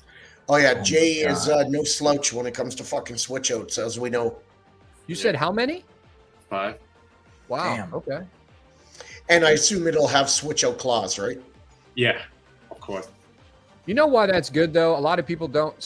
I don't want to say a lot of people. Some people don't like a lot of switch outs because they just never use them. But like for the people that do, it's almost like you have a different statue like every month if you just want to switch it up, you know? So I like switch outs. I just have a hard time storing my switch outs when I want to use them. But Dr. Mike, what do you think about this piece, man? You know, I kind of swore never to buy X-Men stuff, but here we go. Here we go. Come on, Mike. Come on, buddy. This is rubber arm. I mean, you know, I'm all in on LBS. I love LBS. It's great stuff. But this actually turned out a lot better than I thought. And some of these pictures I'm just seeing for the first time, and it's going to be tough to resist. I think I may give in because that's looking pretty good. I do think, I think that the base looks. I think the rock looks fantastic. And I like the weathering on his boots, and the plants don't bother me too much. Yeah, I mean, this is the Wolverine, like those colors and everything, the 90s cartoon and whatnot. So I may have to jump on this. We got if you guys planning on jumping on this, I gotta say that I already saw the render of what's coming with this one in the future. Is gonna be Sabretooth fighting with him. Nice. That's sick. Is it so? It's going to have the same kind of theme, a jungle theme. Yeah. That's wow. Cool. And is it going to have a bunch of switch outs, or can you tell us anything else about it? Or what? No. It's only a render right now. So they for sure plan on making that one to be a proximity piece fighting with each other. So Art, maybe you know, or maybe Carl in the chat knows, will there be bases for the extra portraits? No, I have no idea on that. You don't know. Carl, if you know, let us know. So just so you guys know, obviously Art gets the skinny on all this stuff, but I don't have it anyway, but we can't share the front of the statue yet. It's just not ready. Is it pending some type of approval or something, Art, or are we waiting for? Yeah, waiting for approval. Okay. On the paint, and then he can show it. But I mean, what Jay showed so far, I mean, you basically get the idea. I mean, look at it right here. I mean, it's. Oh, yeah. Yeah, I mean, you're seeing most of it. Yeah. And it looks good. Look at his hand. His hand is well done too, with the long like nails. Yep. Everything's well done with LBS. That's what I like about it. It looks like they don't take shortcuts. And Jay is a collector, and he really sometimes he cares too fucking much, but he really cares what people think, and he wants it to be the best it could be, and I respect that. I think we all do. Jay promised me he was going to make a 1/3 scale Predator. He texted me last night. No, I'm just kidding. I wish. It'd be so cool. But there is the concept being worked on for Voltron, just to let people know. I've been talking to Jay. I remember that. Pictures, so before he goes for licensing and that, he wants to have his ducks in a row and just have a concept to show them. In the chat, just let me know if you're getting this LBS Wolverine, Savage Wolverine. And now that you know that, it's good to know ahead of time that a Sabretooth is coming out, because I think that would just set this piece off. You know what I mean? Sure. So, yeah. LBS continues to do a good job. I like that they're thinking outside the box and doing stuff a little bit different. So, good job with that. Agreed. This is what I was comparing it to. This is what I sent Shane. Big game cover art. You see what I'm saying? Yeah, that's what John Connor's saying here, that it would pair well with it. Yeah, I mean, it really would, actually. It's not like in the same universe or whatever, but like Predator is a large 1/4 scale and Wolverine is 1/3 scale, but we know he's a shorter character, so I bet they would pair very well together. This is huge for a 1/4 scale. I've seen this a couple times in person. This is basically what I have in 1/4 scale. It's just isn't that like 28 inches or some shit? Like, it's yeah, tall. it's pretty tall. It's pretty tall, and it's very well done, extremely well done. But yeah. Anyway, I was showing this though, not for the statue, but for the base. Like, it's just so similar to that. Now, granted, I haven't seen yours in person, Adam, but I think this is still my favorite Predator statue. Oh yeah, yeah. The only reason I don't have this is because I have him in 3rd scale. Yeah, so. Of course. Yep. But the one where he's holding that human skull and spine is just fantastic. Yep. Real quick, guys, we're gonna switch gears. How you doing, Art? I know you're getting a little sleepy. If you want to stick around, you can, or if you want to catch some Z's, I get it. But yeah, I'll let you know. Okay. This right here, I want to talk about some topics. Okay. I want to talk about some topics real quick. With the economy being terrible, what direction is the collecting world headed? What will it evolve to next? Okay. Now, before we answer this question, we've talked about this on different channels before. A lot of people have brought this up before, and a lot of people say the same thing. Hey, this is just becoming a rich man's hobby, and that's the way it is. Do you guys see that in the future? Is that the only outcome? Are there any other outcomes besides a rich man's game for statue collectors? I'm talking about the statues that we collect. The 3rd scale, the 1/4 scale stuff, starting from like that price point around $600-$700, all the way up to $2,000, $3,000 plus. I'll start with Shane to let you guys marinate on that for a second. My original answer was yes. I see it a different way because with all the 1/10 scales, like Iron Studios pumping out, but now you kind of change the parameters of the question to 1/4 scale and up. They're going to go up more and more in price, I think, unless something drastically changes, which I don't see happening. And just by attrition, you're going to start losing more and more collectors. Do I think it's going to die? No. But I think it's going to become a little smaller and smaller, and it's going to force more people to either quit or go towards the smaller scale of collecting over time, as it has already. Okay. Between money and space. Okay. And what about you, Mike? What do you think about this? It's a good question, but then you see something like the Interceptor sell out in 7 minutes. And that's not a cheap piece per se, $1,100, $450 down payment. And at the same token, that's a max ES of 100 though, Mike. Well, okay, so but that's kind of 1,000 plus. Right. That kind of brings me to my next point, in which I think is making collecting more fun, is that ES sizes are going down. So, you see Prime 1 releasing emails now, try to pre-order this because guess what? This Optimus piece is only 180. This, whatever is only 100. This, that Superman thing was only 70. So even if the hobby is contracting a little bit, I think the people who are sticking with it are, you got to remember that we're kind of sort of above average for the collecting universe, especially guys like Art, Kevin, well, all of us actually. And so, but there are still a lot of people out there who are picking up Sideshow premium formats, Hot Toys, Hasbro, all that stuff. So I think it's probably not a bad thing for like the super high end to contract, because why are you going to make freaking, 1,000 ES of, whatever, bring it down. Maybe prices come down a little bit too, but eventually something has to give. But I don't really think the economy has much to do about it, because whether you're, rich, middle class, poor, people are still buying what they want to buy. You're going to spend your money on what you deem important. So people just aren't coming for their dental checkups as much often now. So I think I need to go collecting world will be fine. Yeah. Those are all really good, valid points. And also, there's kind of a price point for all collectors. You still got the Hot Toys, but Hot Toys prices are going up too. Your Hot Toys are starting to get up at $300-$400 plus too. You know what I mean? Especially when you want to incorporate like a vehicle or a small like proximity piece. I don't know. It's something that comes with it that brings the price up.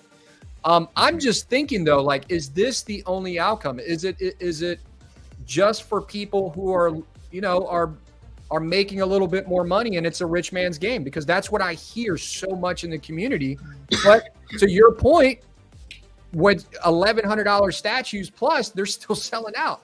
They're not selling out, like not everything is selling out like that. Something to sell out in 7 minutes, I would say, is pretty rare nowadays. But, Hot Toys is coming out with stuff that's selling out pretty quick too. Keep in mind, though, you're talking about an $1,100 statue that sold out in 7 minutes. You're right, with an ES Max of about 100. Well, that could still make this a rich man's hobby because there's more than 100 rich people doing collecting. Right? That's very true. When you look at how many people actually collect, and it's 10,000 plus, who the fuck knows? That is a small percentage. Yeah. That got that statue. Art, what is your point of view on this? And we'll circle back to KFET. What is your point of view on this? Do you feel like collecting is pushing people out and it's just becoming a rich man's game, or are there other outcomes? Well, I think it just pushed to, making people more picky about what to buy. You know what I mean? Which is a good thing, I think. When the stuff is way too cheap, you just don't really think about it. Right? Yeah. And there's a lot more collectors that we don't even know about. A lot of rich collectors, actually. Stupid rich collectors. Yeah, that they will buy anything anyways. So these companies, they're fine, man. Yeah. It just, just bad for us that the statues prices keep going up. But you can't really do anything about it when you trying to say like, hey, don't buy it. Don't try to support them. Well, you can't, because there are those people who just don't care about the price. Right. That's a good Rashid point. makes a good point too. What's that?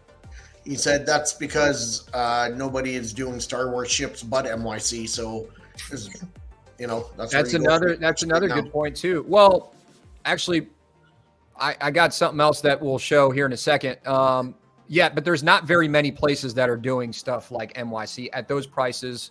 Exactly. Point being, like Mike was saying earlier, they're doing it at an affordable cost compared to what you're used to seeing for those models.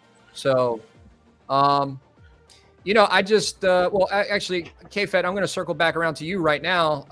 What is your thought process on this? Well, some of I mean, during the week, I'm in the tech space, and with the economy being the way it is, you see it a lot. You see these CEOs, CFOs that are just trying to figure out what's the best business decisions. Where are we going to pull back our spend and whatnot? And I think a lot of these companies will do the same thing. Is I don't think people start folding and all that. These businesses, what will probably end up happening is you will not see the rarer characters that we're looking for. They're going to probably go, well, look, Batman sells really well. Iron Man sells really well. So they're going to produce stuff right now during kind of a harder time to, just keep the lights going. So I bet you're going to see more and more of those same kind of characters, but they sell well for them. So they're going to probably double down on that for a little bit. If you're holding off on that great Batman or whatnot, chances are you'll probably get that. But I wouldn't expect the market right now till things start picking back up to, some of the more licensed companies to kind of reach out there. You're probably not going to see your Bishops and stuff like that in the X-Men. We'll have to wait. So you're going to have to go to those unlicensed groups for the moment if you want to continue your collection. That's just kind of how I see what would make good business sense right now. They're not going to take a gamble with the economy being the way it is. Mm-hmm. Yeah, I just don't want to see things kind of like, I'll give you an example, like Sideshow coming out with that Ghost Rider. I actually like that Ghost Rider. The flames look like a little bit of melted cheese, what other people say? Yeah, a little bit, but I still like it. I just don't like it for, $1,100 or whatever it was. That is something, because in my eyes, and these guys have more business sense than me. We got two business owners sitting right in front of us right here. In my eyes, though, I think that you should have, if you have a niche that works and it's selling and it's doing really well, focus on that. Mm-hmm. Focus on that. Don't go outside and start exploring other things because you see what other people are doing. If you should go to where the puck is going, not where somebody, you know what I mean? Not where the puck is at. Go where the puck is going. You follow what I'm saying? So my thing is stay around, and that's just an example for Sideshow. Don't go because everybody's going and raising their prices. Don't do that for the blue collar collectors that are like working really hard and they love those statues and now they're getting pushed out because you're following suit. You know what I mean? I think that would be better for the businesses anyway. When you have something and you're dominating in that area, stick with it. Stick with it. I think by raising your prices, I mean, listen, I'm in the car business, okay? Yes, it sucks for us right now, really, really bad, but not the entire time in the car business and it sucked yet really, really bad. There was a point where they didn't have to raise prices and they did, okay? I'm not talking about my place. I'm talking about dealerships as a whole. I'm just trying to give you guys kind of like my mindset. So like, if you don't have to raise the prices right away, or and you can stay in your niche, just stay in it and dominate that. But anyway, I'll get off my soapbox. I just think that's my 2 cents on it. I just don't want to see people that don't make a lot of money. Okay. I want them to have fun too. And I don't think, I think I saw somebody in the chat say smaller scales are for poor people. I don't think that's true. I don't think that's true at all. I think I got a friend of mine that he collects all 10 scale and he could buy a freaking life size if he wants to, but he's just dabbling into it and getting into it. So, you know, I think it's something where you gotta be more conscious on how you're spending your money. Some people can buy a lot of pieces and that's okay, but not everybody can. And the companies need to remember that. So, but Art makes a really good point because he's like, there's rich people that are a lot richer than all of us here that we don't even hear about. Like what's the guy's? I don't know if he's actually rich, but Ronnie Stark. I see the guy in like the Facebook groups and stuff like that. I don't know if he's rich or not, but that shit is crazy. His setup is crazy. You know what I mean? It's crazy to me. I don't know. Maybe one day I'll have a collection like that. I don't know, but anyway. Actually, I want to comment on this one because I see it too. What Beast 51 saying is, you know, you got a lot more statues and stuff like that on the buy, sell, trade places. And I'll be honest, as you guys know, I'm one of them. I'm starting to put a lot of stuff out there, but it's not because I'm trying to get out of the hobby. I'm just rolling it into other stuff. Nice. Those Transformer things, you're talking, some of those guys are 5,000 a pop, you know? So, and I need to make room for it. So I think it's also, there's a little bit of a transition in the market where people are just kind of getting more selective on what they want to collect and they need the space to do it. So be careful we don't read too much that like everyone's just getting out because we got to pay our mortgages. It's, you know, it's just shifting their priorities. Yeah. If you're thinking about paying your mortgage or buying a statue, you probably shouldn't buy it. Exactly. We laugh about it, but yeah, people actually do it. Listen, that's crazy. And I'll give you the everyday collector's line: collect responsibly. Honestly. Yeah, and it's hard, man, because it is addicting. It is. Yes. I know a lot of people who are in debt buying statues. You know? Yeah. You don't want to get so heavy. Well, I think there's it's kind of, I don't want to go too left field with this topic of what I'm about to say, but there is a form of something called healthy debt and bad debt. When you have healthy debt, what I mean is you're trying to build your credit, you're trying to work towards a house, you got a credit card, you're putting a little bit on there and you're paying it back off. That's healthy debt. Unhealthy debt is when you're putting 50 grand on your credit card because you bought 50,000 pre-orders because you got the fever and now you can't pay your fucking mortgage. And pay the minimum for it. And pay the minimum. But it's like, does it happen? I guarantee there's people right now in the chat maybe that have done that. I'm not ragging on you. I'm just telling you, be careful because we care about you as a community. You got to be careful. Okay. Anyway, we'll move on. That being said, let's segue into this question. Would you sell your entire collection to buy something else that you really wanted? If so, what? You sell your entire collection. You were like, man, you know what? I really want this 1970 Camaro that I saw that's badass because I watched Fast and the Furious and I got the fever and I just want to sell my whole collection and I want to buy this. Or you just thought of it your whole life and you were like, you know what? I'm staring at all this money behind me. Well, not behind me because I don't have my setup anymore, but like I got this like behind Mike, like he could probably buy a fucking house. There you go, Mike. Like, would you sell all of that? Would you sell it all for and it doesn't have to be something that you really want. Maybe you were opening another practice somewhere and you wanted to get some dough up to open another practice. I think the only way I'd sell. So why do I sell? I sell to create, like Kevin, to create space.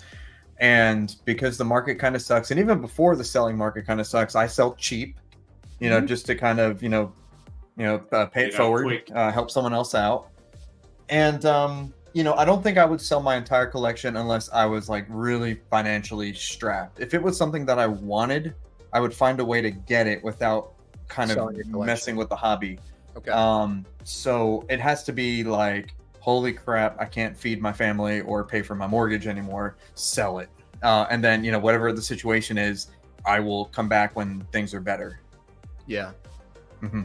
Art, what's your take on that? Would you ever sell everything you got to put money towards something? Not towards something. If I were to sell my whole entire collection, that means I'm out, of the hobby. Of the game. Yeah.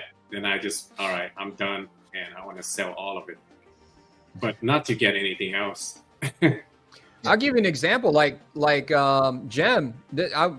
I watch Jem's videos and stuff like that too, and I saw this was like one of his old videos. He was like, you know what? I'm gonna buy a Tahoe or a Suburban or whatever it was. I'm gonna buy a truck.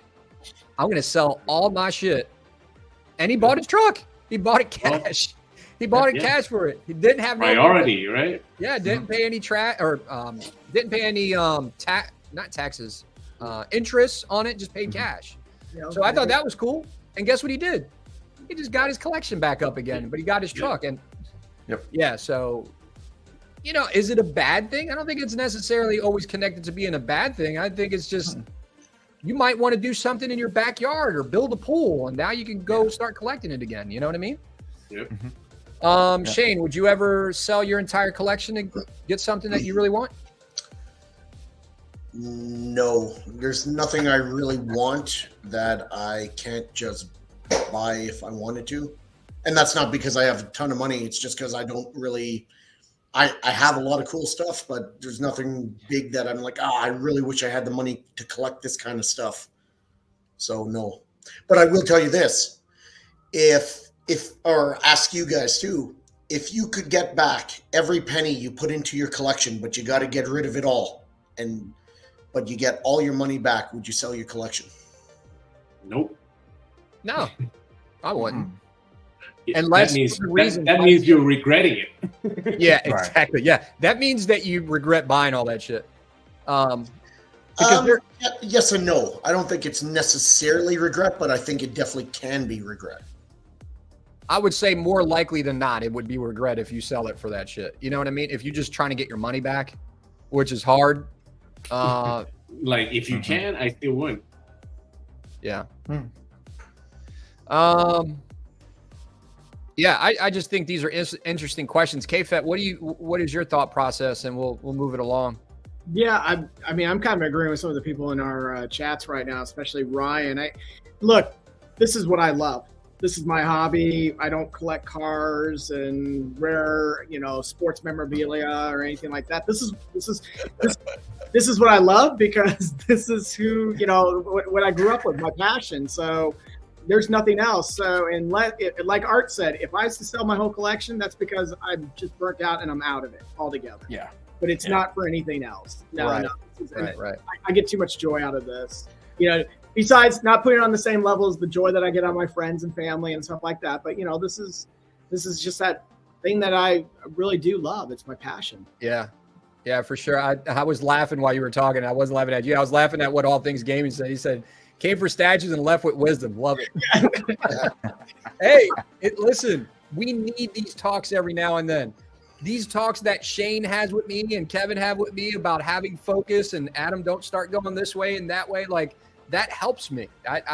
So I think these conversations are important to have in the hobby, not just talking about shipping and, it's how funny. High prices are getting. Adam and I had a convo yesterday. We were talking and he was asking me about some line. He's like, I kind of want to buy that. I don't remember what it was. And I'm like, focus, Adam. Like you don't want to go down. You want to. I forget what we were talking. And then, see how fast I forgot about it? Like a Mike shaking his head. Mike, this has to do with you. It's funny. I said, and then after I talked to him, he's like, right at him. You're like, thanks, Shane. You put it in perspective for me and whatever. Yeah. And I said, man, I'm all for people buying stuff, but I respect discipline and focus. And when you have your rules and if you stick to them, I respect that. And I'll always be here to help you steer that ship in that. I said, I'm the angel on your shoulder. I said, whereas Mike Costa, he's the fucking devil on your shoulder that said, buy it, buy it. Both. I like both. Every now and then when I know I'm going to buy something, I know I'm going to buy it. Like, I want that Mike to be like, ugh. We all want the mic, but we all need the Shane. There's a difference. I think you're right. It's true. That's true. That's true. It brings balance. It brings balance. Balance to the force. Yeah, that's right. That's right. But there was somebody that was saying something that I wanted to. Oh, this is a good point too. Like another indicator, in my opinion, is big ticket statues that are not moving in the market. Example is Hulkbuster. He's talking about Flankster can't sell his below retail. Like that's another thing. You got to be careful. That was the last topic we were talking about. But like, you really have to be careful. You buy something. Like I got the Berserker Predator Dio that I've been trying to sell that people have been giving me crackhead prices for. And I can't sell them. And this is a piece that I was like, man, this shit's going to sell quick. Let me put it up there. Can't sell it for shit. I can't sell it. So I even had another piece. I was going to sell my Bane piece and I couldn't sell it for what I wanted. And it's not because I needed the money. I just didn't want to move a bunch of stuff. I'm going to end up giving that piece to my friend because my buddy, he's actually in the chat, All Things Gaming. He's going to help me move. And he's going to fly down here and he's like a brother to me. So yeah, I find more value in giving it to him because he'll love it instead of me selling it for $300 on a crackhead deal. Like I'd be more pissed about that. So but anyway, we just got to be careful as we transition, as we're going through this transition with the economy. If we really like this hobby, you just got to be careful as you take your steps through it. So, all right, True guys. Words, Jeff. True words. It just struck me. Yeah. Bam. But look, I'm in blue and Shane is in red. So who's the dark side and who's the light? Hey, I'm in white. Yeah. You got like I'm the angel. The dark side, the light side, and then you got Art. He's the neutral. He's like in the middle. All right, guys, let's go through this last topic, and then we're going to do a segment called Pick of the Week that we're just starting this this show. This is our first show starting it, so let's get through this last question, and then we'll do the Pick of the Week. All right. Would you like to see statue companies I meant to put what? What would you like to see statue companies incorporate as far as features that have not been done yet? If so, what? I'm going to take that down so I can fix that. So I'll start with you, Shane. Me and Art were talking about this, I think, a couple shows ago on his channel about like different features. I'll give you guys an example for people that might not know what I mean. Art was talking about it would be cool to have a turntable on like one of the LBS pieces that were built into the statue so you can see the other side of like, because LBS has these really cool bases, these storytelling bases. What if you had it so it was on some kind of turntable that was built in so you could see the other side? So that's an example. What would you like to see statue companies add as far as features, if any? I'm not too sure. That's okay. One thing that pops into my mind, and I'm not even sure how feasible it would be on some statues, it definitely wouldn't be, but on like some kind of museum type statues, if you have built-in LED lights on the base, so when you turn it on, the whole statue gets lit up, so you don't have to have all kinds of LED lighting around your statues in your shelving unit itself. It comes pre-lit up, if you will. You can turn it off and on. So you're saying with like an AC adapter, It'd be nice if it had a luminescence that would light up the statue itself without having all the extra wires. The statue is individually lit up, and you could change the colors of the statue, whatever you want. Yeah. Like if they did like some kind of slots in the base of the statue that are arced towards the statue and shine up. That's a good. I never thought of that. Yeah. And I hope the statue companies are listening. That'll increase the price another 40%. That'll increase the price. You're welcome, everyone. Yeah, you're welcome. Thanks a lot, Shane. Yeah. Now we know who the dark side is and the light side. Kevin, what do you think? I feel like Shane just stole mine, as I told you last week. And sure. You're that guy, eh, Kev? Well, that's what I was going to say. Man. Oh, I guess maybe if we could get like 3 or 4 different non-expression, facial headpieces that we could put on, that'd be great too. Shane's big on those, and I don't know. Honestly, we were talking about this in backstage. It's kind of like, we were just kind of mentioning how, the economy's a little tough and stuff. So now we're going to try to figure out things for the statue companies to jack up the price on us more. So I'm like, I don't know. I don't want to spend any more money. So keep them as is. Yeah. Yeah. Oh, this real quick. This is what I was talking about with crackhead prices. Just had a dude offer me $1,000 less than state's price. Yeah. Plus once free shipping. Yeah. Like some people, I just say one word when they do that, and I just go pass. Yeah. But going back to the topic, what do you think, Mike? I know we all like to complain when things come broken and stuff like that, and I know there's impending animatronics on possibly some pieces coming out soon. Way Studios is already doing animatronics, or at least moving parts.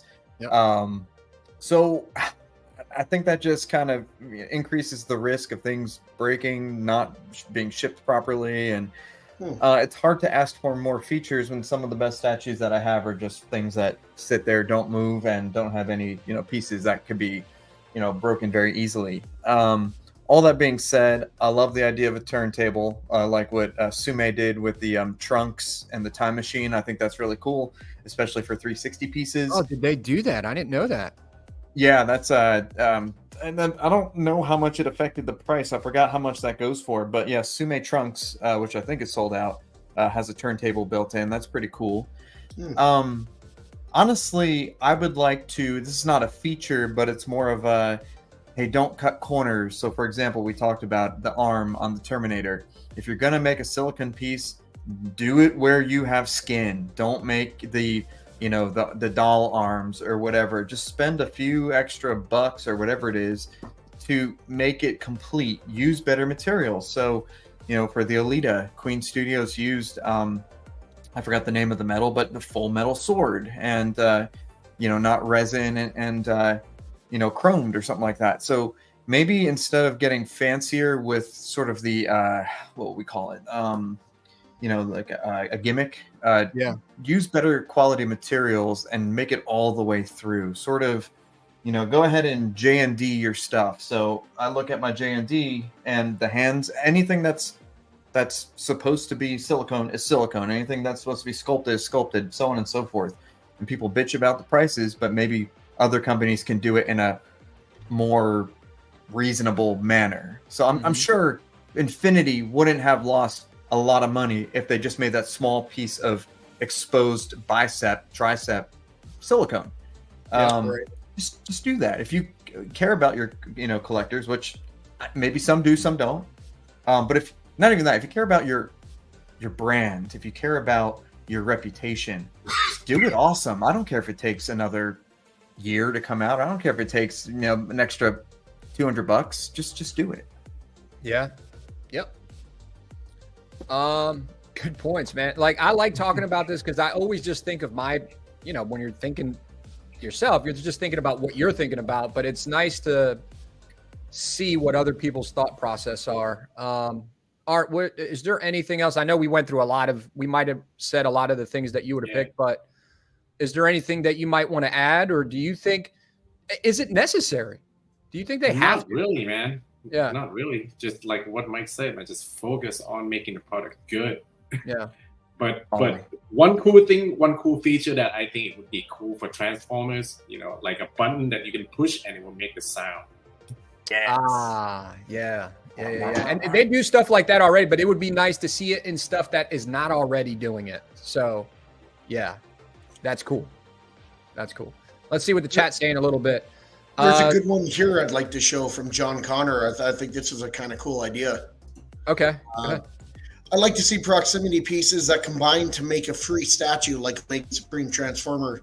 So if you remember, I think it was the Marvel Legends action figures where you buy like the Juggernaut and buy Wolverine, and then you get like the leg of Apocalypse and then an arm and a body, and then you could make an Apocalypse figure out of all of those. That's kind of cool. I mean, that would force you to complete a line, but that's kind of a cool idea. If you buy a statue, like let's say a Transformer, and you get Omega Supreme's leg with, whatever, Optimus Prime. Then you buy Bumblebee and you get the other leg and so on. And then you fucking make Omega Supreme.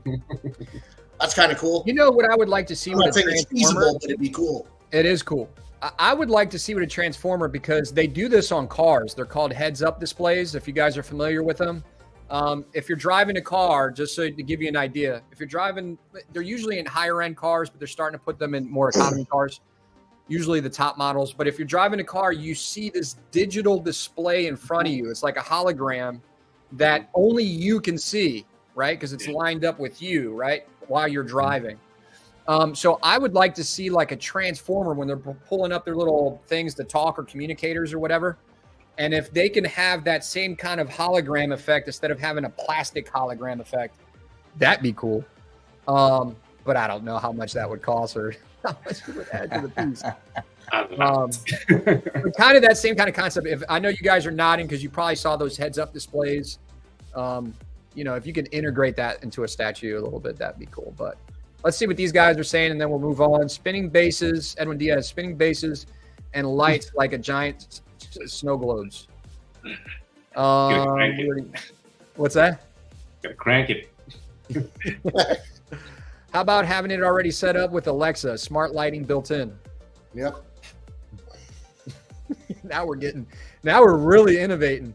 The Prime 1 Superman Hush did it without raising the price. What did they? Yeah, they're talking about the rotating base. It's slightly different than what we're talking about, but you can rotate it 360 degrees. Yeah, Superman himself from the base. Yeah. Yeah.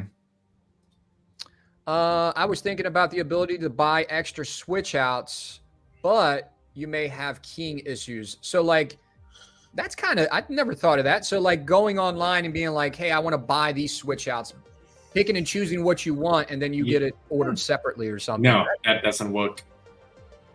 Why? Because I had piece from Prime 1, and they sent me a new arm for it, and it won't fit. Yeah, it won't key in. Yep. So you're gonna have that kind of issue all day long if they do that. Yep. All right, guys, we're going to move on to the pick of the week. We're going to start wrapping it up here shortly. We're hitting almost 2 hours now. But I appreciate everybody's feedback. Oh, go ahead. Just saying hi to Anthony. What's up, Ant? It's so hard to get anything extra these days. Light ups can cause corrosion over time if not careful. There's always risks. So that's a really tough question for the panel. It is. It is. But we actually got a lot of good suggestions out of it. So, as a statue company, you got to continue innovating because everyone is doing the same thing. And it's just one of those things, in my opinion, you're going to have to continue to evolve, just like any business. But let me take this down real quick. Oh, hang on. And then we're going to move on. You guys got anything else to add to that before we move on? Dwayne said statues that can stand without a base somehow, just the character, maybe weighted feet. I don't necessarily mind that idea depending on the statue, but a lot of times the base is what makes a statue. But for certain statues, but you're going to be risking of it falling over somehow, right? And then you're going to blame it on the company for not making it stable. That's why you get the feet that are magnets and you build magnetic or steel shelves in your set. Yeah, go buy magnetic shelves so we can stick it to the magnetic shelves. You're gonna have you're gonna be running out of space. You're gonna see statue collectors sticking that shit on the side of the shelves. Fucking upside down on top and bottom of the shelves. And be cool for Spider-Man, but I don't know about any other. Yeah, that would be cool. Spider-Man, Venom, Carnage, upside down. But yeah, another good point too is I'll give you an example. Art had this live. I was watching Art's live, and he's doing this unboxing. I think it was an Iron Man piece or something. And as he's doing it, it started smoking from the inside, right? Yeah, that was my fault. Oh, was it your fault? Yeah. But it was their fault for not giving me the AC adapter. So I used another AC adapter on it. Okay. And it was a different watt, I guess. Yeah. Well, my point of saying that is we add all these extra features, and it could just complicate things more and have more returns. And there's probably a reason that a lot of these statue companies, they probably thought about this shit a long time ago. They're like, guys, you're late to the party. We just don't do it because of this, and this, and it's because of probably issues. So, but it's fun to talk about. All right, guys, we're gonna move on to our next segment, which is probably going to be one of the last ones, is, let me stop this music. We're going to move on to the pick of the week.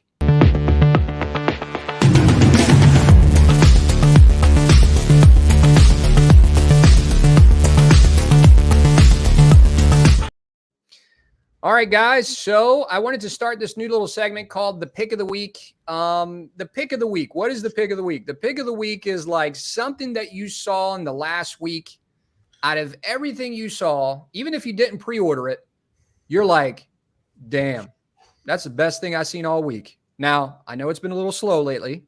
Even if it was something that's a new release or something that just caught your eye that might be an older piece that you just haven't really noticed that much. I'm going to start with mine. If you guys don't have one, it's cool. But I thought this was amazing. I thank Shane for giving me the skinny on this. But my pick of the week, let's add the music back again.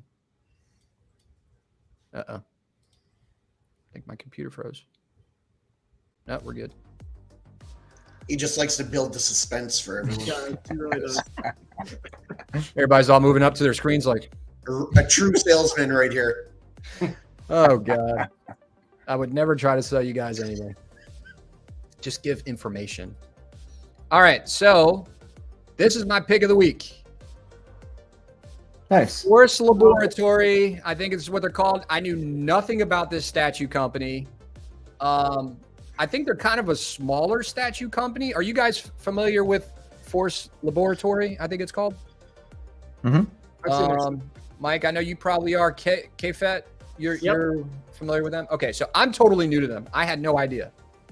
This thing, I'm getting into these vehicles and everything else. I saw this because Shane shared it with me because I was talking about, man, I missed that one with NYC, and they had one come out a little while ago, and people are having it in hand. And then I saw this. First off, the base was crazy, right? This is the jungle theme base based off the movie when they were battling the, what were they called again, Mike? You said it earlier. Ewoks, right? On the jungle. It was like a planet. It was a jungle themed planet. And I thought this was really, really good. I like NYC stuff because I ordered stuff from them. But when I saw this base, I was like, this is the knockout of the park. Not only this, but look at the price on this thing. Look at the freaking price. Yeah. Look at this. Yep. There's two versions, right? There's a basically like a museum version, like what we're used to seeing with NYC, and then there is a jungle based version. This is why this is my pick of the week. Not only does this look exceptionally good, in my opinion, with the weathering and everything else. Okay, we'll go through the pictures. Look at this. Look at how good this looks, right? But the price is a knock out of the park, in my opinion. I mean, if I would have never saw that price, I think most collectors probably would have paid $900 to $1,100 for it. You know what I mean? Just kind of like what NYC charges. I'm not saying NYC is doing something bad. I'm just saying like it's just something different. Mm-hmm. So yeah, this is my pick of the week. It just sold out. And when I bought it, I was the last, like as soon as I went back to refresh the page, it was out of stock. That's how I know I got the last one. So nice. That's Mike's move. He loves being the last one to buy something off a website. He loves it. He's like, oh shit, I'm sweating. I'm like, I wiped the sweat off my forehead. Like, holy shit. But yeah, this is my pick of the week, guys. I think the weathering is really, really good. The price point is exceptional. Don't know anything about the statue company, but we're going to see. You guys have gotten pieces from them before? Anybody? No. No. They've only done a few props or statues as far as I know. Yeah, they're pretty new still. Okay. But I think this has the potential to be a huge sleeper piece, especially for what it cost. Yep. Yeah, this is the size too. So 22 inches or some shit. I don't remember. They say this is like 120. What was it? 124th scale or something? Yeah, it should be. I think it's like close to what NYC is, something similar to that, 124th scale or something. Yeah. What do you think, Mike? What do you think about this? Oh yeah, no, I love this piece. You know, I saw it when it first came out for PO, and I really liked it. The only reason I didn't get this one is because I got the NYC one, and I have another custom one. But for the price point, for people just getting into models, I think it's fantastic. I love the base, you know, the forest base. You know, the thing that's interesting about this too is EFX at what was it, Comic-Con or SDCC teased that they were going to make one similar to this with the forest base, but I think they changed their mind and said they were just going to make a museum style. So there's not many out there that actually have that themed base with it. So I can't wait for you to get it. I can't wait to hear your thoughts. Oh man, and it's coming out really soon, like really soon. Yeah, Randy said it's going to ship between now and November. That's great. And I was actually going to buy it from Randy. Shane was kind of trying to hook me up with him, but he was on a business trip, and yeah, I was like, man. And Shane was like, hey man, you better buy that thing before it sells out. Talk to Randy. Yes, is 150. Oh, is it? I didn't even know that. Okay. But anyway, I bought it just because I didn't want it to sell out, you know what I mean? And I'm glad I did. So, and then Shane's pick of the week, and it was the Interceptor, right? Yep. Yeah. So we already talked about that a little bit. Shane's pick of the week is the Interceptor. All right. And then K-Fed, did you see anything that you thought was pretty cool? I'm getting a laugh out of it. I don't have the photo, but if you're following them, Tweeterhead, those guys are slowly but surely unveiling on social media their Elvira. And I just laughed because later this week they finally got up to about her waist. So you got a nice shot of the upper thigh. So I'm like, right there, that's great. Good, I'm on board. Great. Haven't seen her all yet, but it's looking good. I'm on board. That's my pick. So they just showed like a silhouette or something of her, right? Or they're slowly lifting it up. I feel like I'm back in like when I first got the internet and I was downloading a naked photo of Cindy Crawford. It was just like, just looking like, son of a bitch, come on. Yeah. Thanks, Edwin. Yeah. But yeah, it looks good. They're having fun on their social media channel putting that up there. So that is definitely will be a neat piece when it comes out. Very nice. And who else did I miss? Did you see anything, Art, that you saw during the week? And it doesn't have to be something you bought. It could just be something that's like, man. I sent you the photos.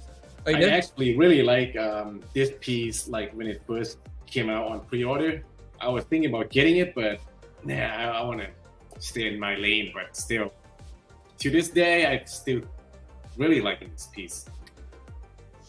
Oh man, I love this piece too. And, it's the third scale too. Yeah. And if I can get it, this would be it. The only one I need, and that's it. But still, it won't go with anything else I have in my collection. I'm not going to tell you guys what it is until I load it. I'm building the suspense again. Told you, that's his move. This is a good one. Building. It's building. Oh, I just started reading this series. This is phenomenal. This is great. Hey, they did I forget where it was. There was a con or something where Cisco did her walk around, and I think she showed this, didn't she?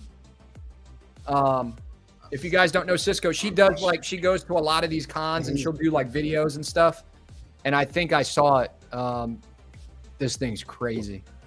Yeah, but you need a bonus head, man, which is on the next one. Oh, is it right here? Yeah, it's a must. If you don't have this. So this is the bonus right here? Yeah, unmasked. That's beautiful. See, I like them masked up. So do I personally. I like this right here. That's my that's look badass. Right, that looks badass. And I like it without the red eyes. I like that he's looking through his mask. That's cool. Yeah. Hey, Art, I started to watch your live a little bit. I got to finish it, but if you have the link to that, I think you put it in the video, I did. right? Okay. Yeah, not in the video, in the chat. In the chat. Okay. Yeah. I'm going to watch the movie, not the show, because a lot of people were like, don't watch the earlier shows. There's a newer anime or something that came out. All right. I think Mike just sent me something. Let's see. And I can't wait to see what J&D is going to do with Guts. Oh, yeah. Yep. Oh, my God. That's going to be sick.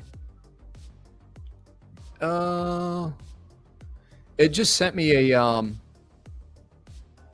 the Prime 1 group. Was it the, Can you see the photos?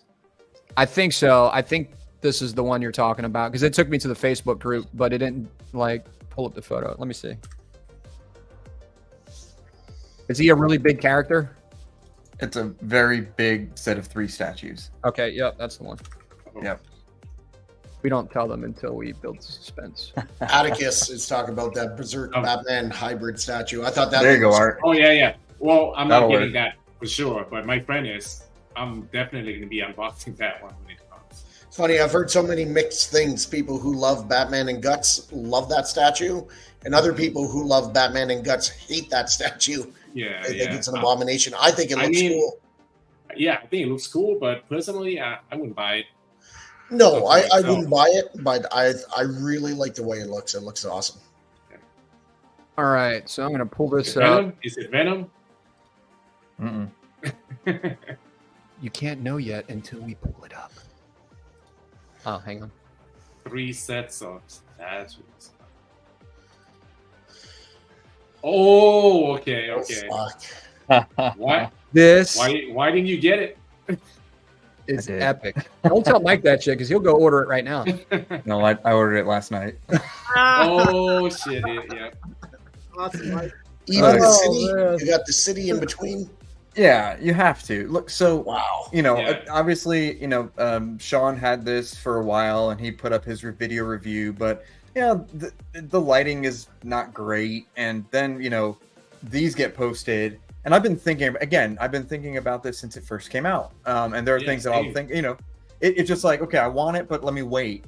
I waited long enough. And then I just found where can I get it for the cheapest price because obviously, it's one of those things where you can't resell, so just get the best price you can. And it's epic. These photos with the light, it just pushed me over the edge. Yeah, it is epic, man. But I don't love King Kong Godzilla enough to spend that much money on it. It's tragic, the price. I'm going to show you one more here. Kev, I got yours. I didn't see you send it to me. I got you. All right. This is I saw Flankster unbox this and it was crazy. Crazy. Light up. The light up is what kills this statue. Yep. Where are you going to put that, Mike? You have an idea? It's just one garage shelf. That's all it is. It doesn't even have to be a modified height garage shelf. So that's going to be easy. Okay. It's just one whole 5-foot shelf. No big deal. It's not bad.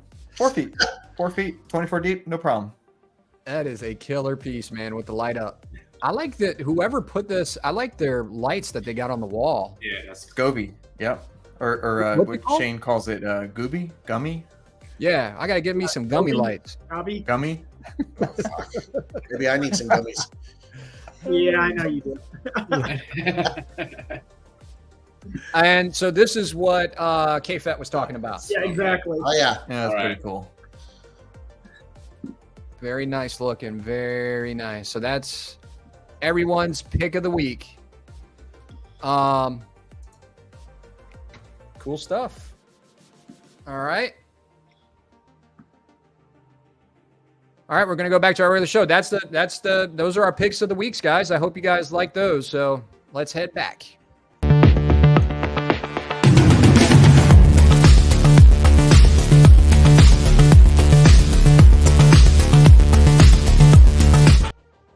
All right, so those were the picks of the week. I don't know. Let's see if there's anything else. I'm going to wrap this up. Is there anything else that you guys wanted to cover? I just wanted to let everyone know on the Collectors Table Facebook group, there's also a new segment that started called Deep Contemplations. So go take a look at the first installment of that, and there'll be many, many more coming. Shane's Things that make you think. stupid shit. It's not anything that's super cool. Just to let you know, it's just Adam Shane and I being talk Shane about again. it all the time, yeah. and then I put it on a meme for him. Actually, here, Oh, it's a great Yeah, that's question. pretty good. It's a fair question, right? Shane brought it up. Now everybody's probably like going to the page, like, what is he talking about? Let me see. But hey, one thing I want to ask: are you guys an NBA fan? And what do you think about that PCS 1 Oh, skill? yeah. Michael Oh, Jordan? Jordan. Oh, shit, yeah.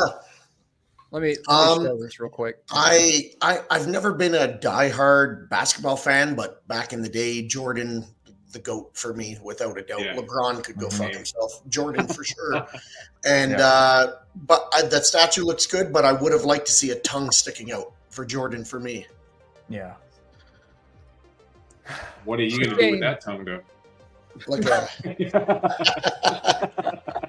do female xenomorphs burn their inner thighs once a month?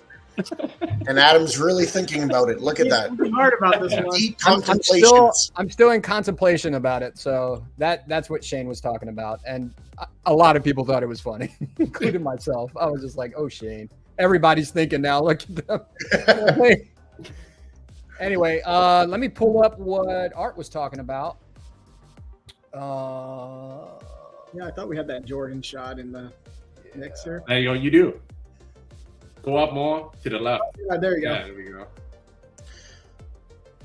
I'm excited that they're doing this. Yeah, and it's licensed by Upper Deck, so you know it's gonna be Oh, that's good. cool. Yeah. Oh, Upper Deck. I didn't know that. Yeah. Nice. Yeah, he looks like he's about to take a upper dude. Oh, I'm just kidding, but it was a serious joke. But yeah, I mean, do you think his mouth looks a little funny here? I think if he had a tongue sticking out, it wouldn't. That's his thing, though, right? With the tongue Oh sticking yeah. out. Yeah. I mean, he does dunks with or without the tongue. It's just to me that the tongue's a little more iconic, sticking out. To me, it's a little more cocky. Do you guys like this portrait? It's okay. You think it looks like Michael Jordan? I do. I Yeah. But I need to Zoom in a see. bit more. I need to see a straightforward photo Yeah. of it, though. I'd like to see more pictures before I make judgment on it. Do I look at it? Put it this way. If you just showed me that portrait and no arm, no neck, no jersey, nothing, just that portrait, would I think of Michael Jordan immediately? No. But after a few seconds, I'd be like, okay, maybe that's supposed to be Jordan. Because the likeness, I'd say, is probably, I don't know, 75% there or so. It's just hard with one picture and one angle. It is hard to, and you're right. I need to see a little bit more, but for the sports fans, I think this has the potential to be real big I And for agree. the collectors that don't collect stuff like us, like the Terminators, the Aliens, the Marvel, the DC, like somebody that just has a man cave, has no other statues, but they got a Michael Jordan statue or a LeBron statue or something, whatever.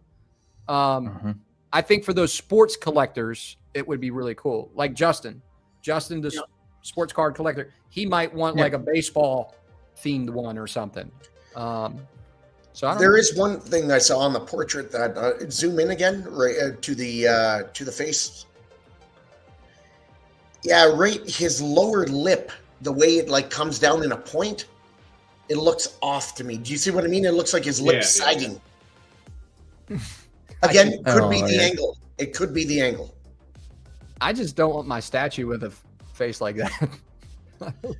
For Michael Jordan, that's okay. That's yeah, but for Michael Jordan, it should have the tongue hanging out, man. That's like an iconic Michael Jordan thing. But I mean, I get it. I guess I'm just not a basketball fan.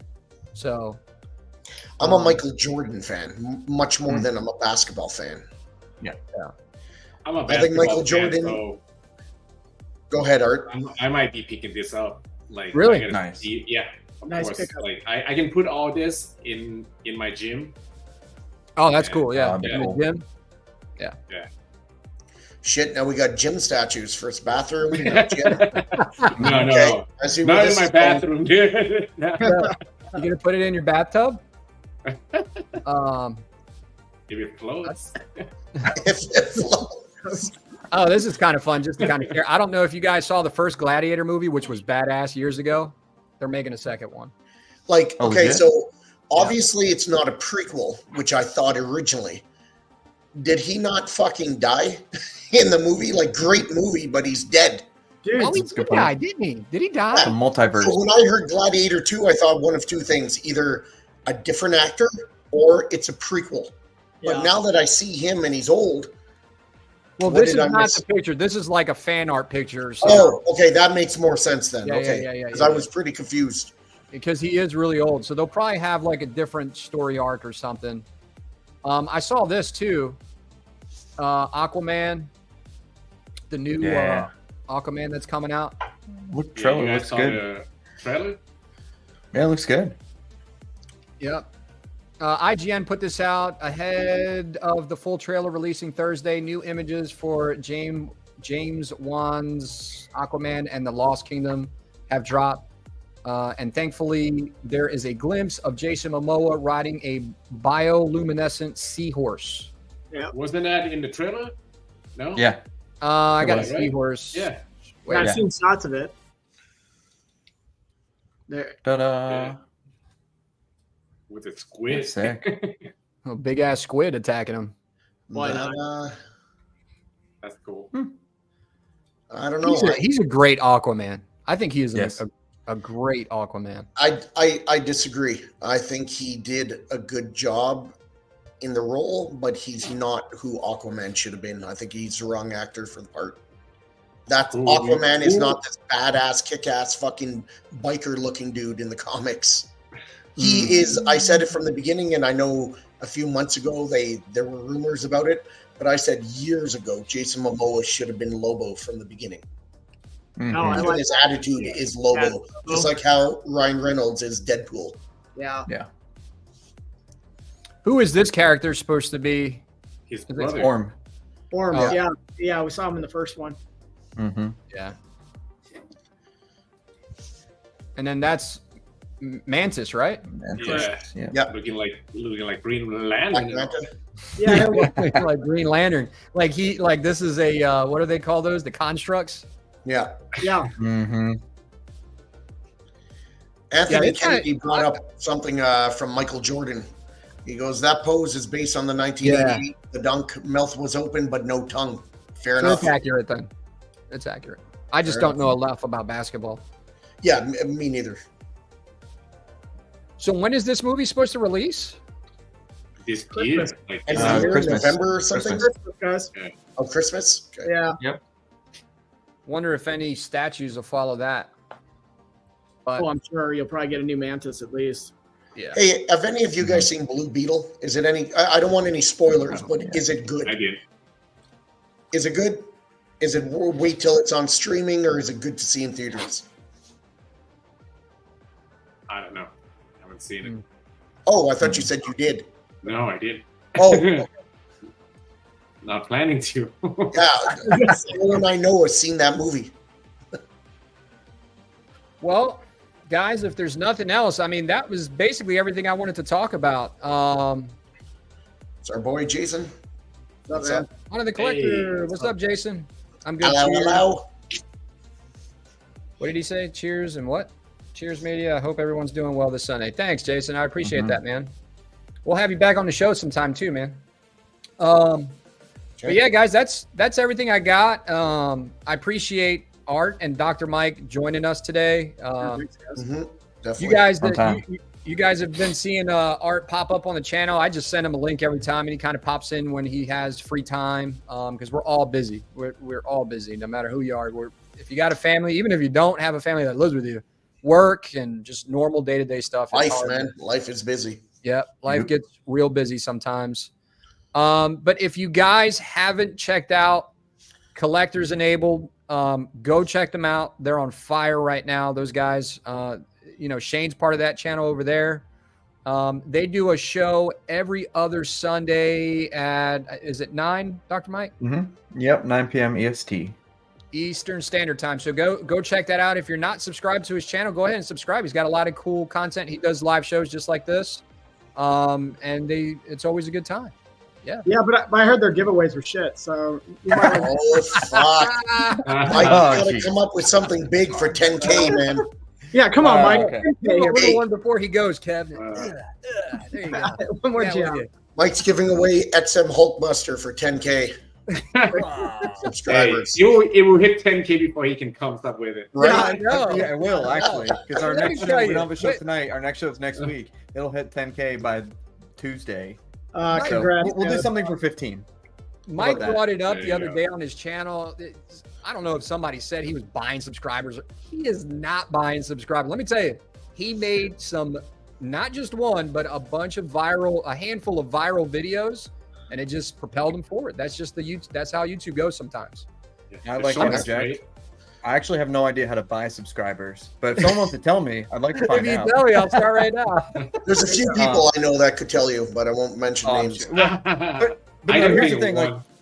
like literally, look, like it was that freaking short. Like I post a short every day, and it's the dumbest thing that I do, literally, because it takes me 5 minutes, not even, it takes me 2 minutes in the morning. It's 15 seconds. I do it while I'm sitting there with my kid watching cartoons. Yep. And then the stupid Terminator one has like almost 2 million views. And if you go into the Crazy. analytics, I got like 6,000 subscribers from that one stupid short. That's So- awesome. Yeah, I am doing my shorts for like 30 minutes, bro. Well, that's the Your difference shorts are between too long. Me and Art are like adding music and doing like different angles, and that's the art quality versus like the don't care, just put something out there. And I just got lucky. That's all. But I do. I'm just gonna give my my damn phone to my youngest son and be recording some Yeah, shit, right. and hopefully it There goes you viral. Yeah, kids always make those stupid TikTok videos. They know how to do that shit. Yeah, Yep. yeah, That's right. they do. But that being said, Art Statue Collector, let me tell you, if you want to watch some good, solid reviews, Best of the high best. quality camera work, really good yeah. editing. He's a real humble guy. He don't like me saying this kind of stuff, but he's got a great channel. You guys need to check it out. Yeah, I hardly do any reviews right now because it does take a lot of time in editing. So I do a lot Okay. of live unboxing instead. But next month, I have a lot of pieces coming in, including a lot of prototypes that we can be seeing from Infinity, XM, and so on. Yeah, We- that's another good point. He not only because of his channel, but where he's at in the world, he's got really good relationships with a lot of these companies.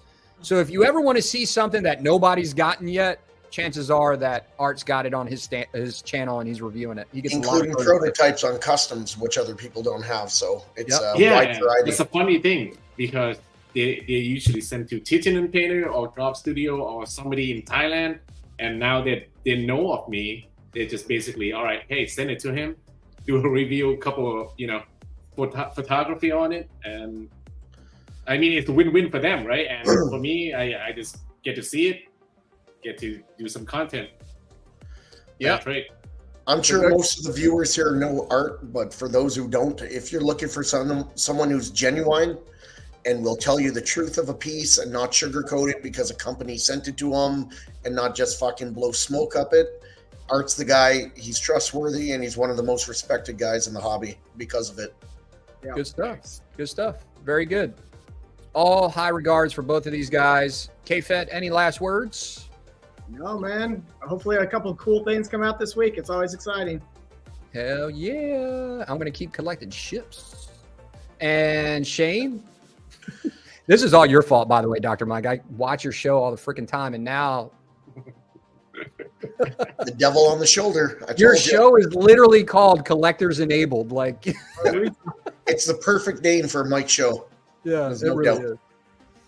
is. But Shane, any last words, man? No, just thanks everyone again. Every time I'm on any of these shows, I do Collectors Enabled, Collectors Table, Constructive Outrage. All three shows have a much different feel, but all three have such a great group of guys, and I love doing the shows with you guys. And the people who watch, just thank you very much. We all love this hobby, and we're all here because we have something we have in common and we love. So thanks everyone for watching, and it's just always fun doing these shows. Yep. If you guys enjoyed the content, remember, hit the like button on the way out and subscribe to the channel. And I'll catch you guys on the next one here at the Collectors Table Live, where every collector has a seat. Thanks, guys.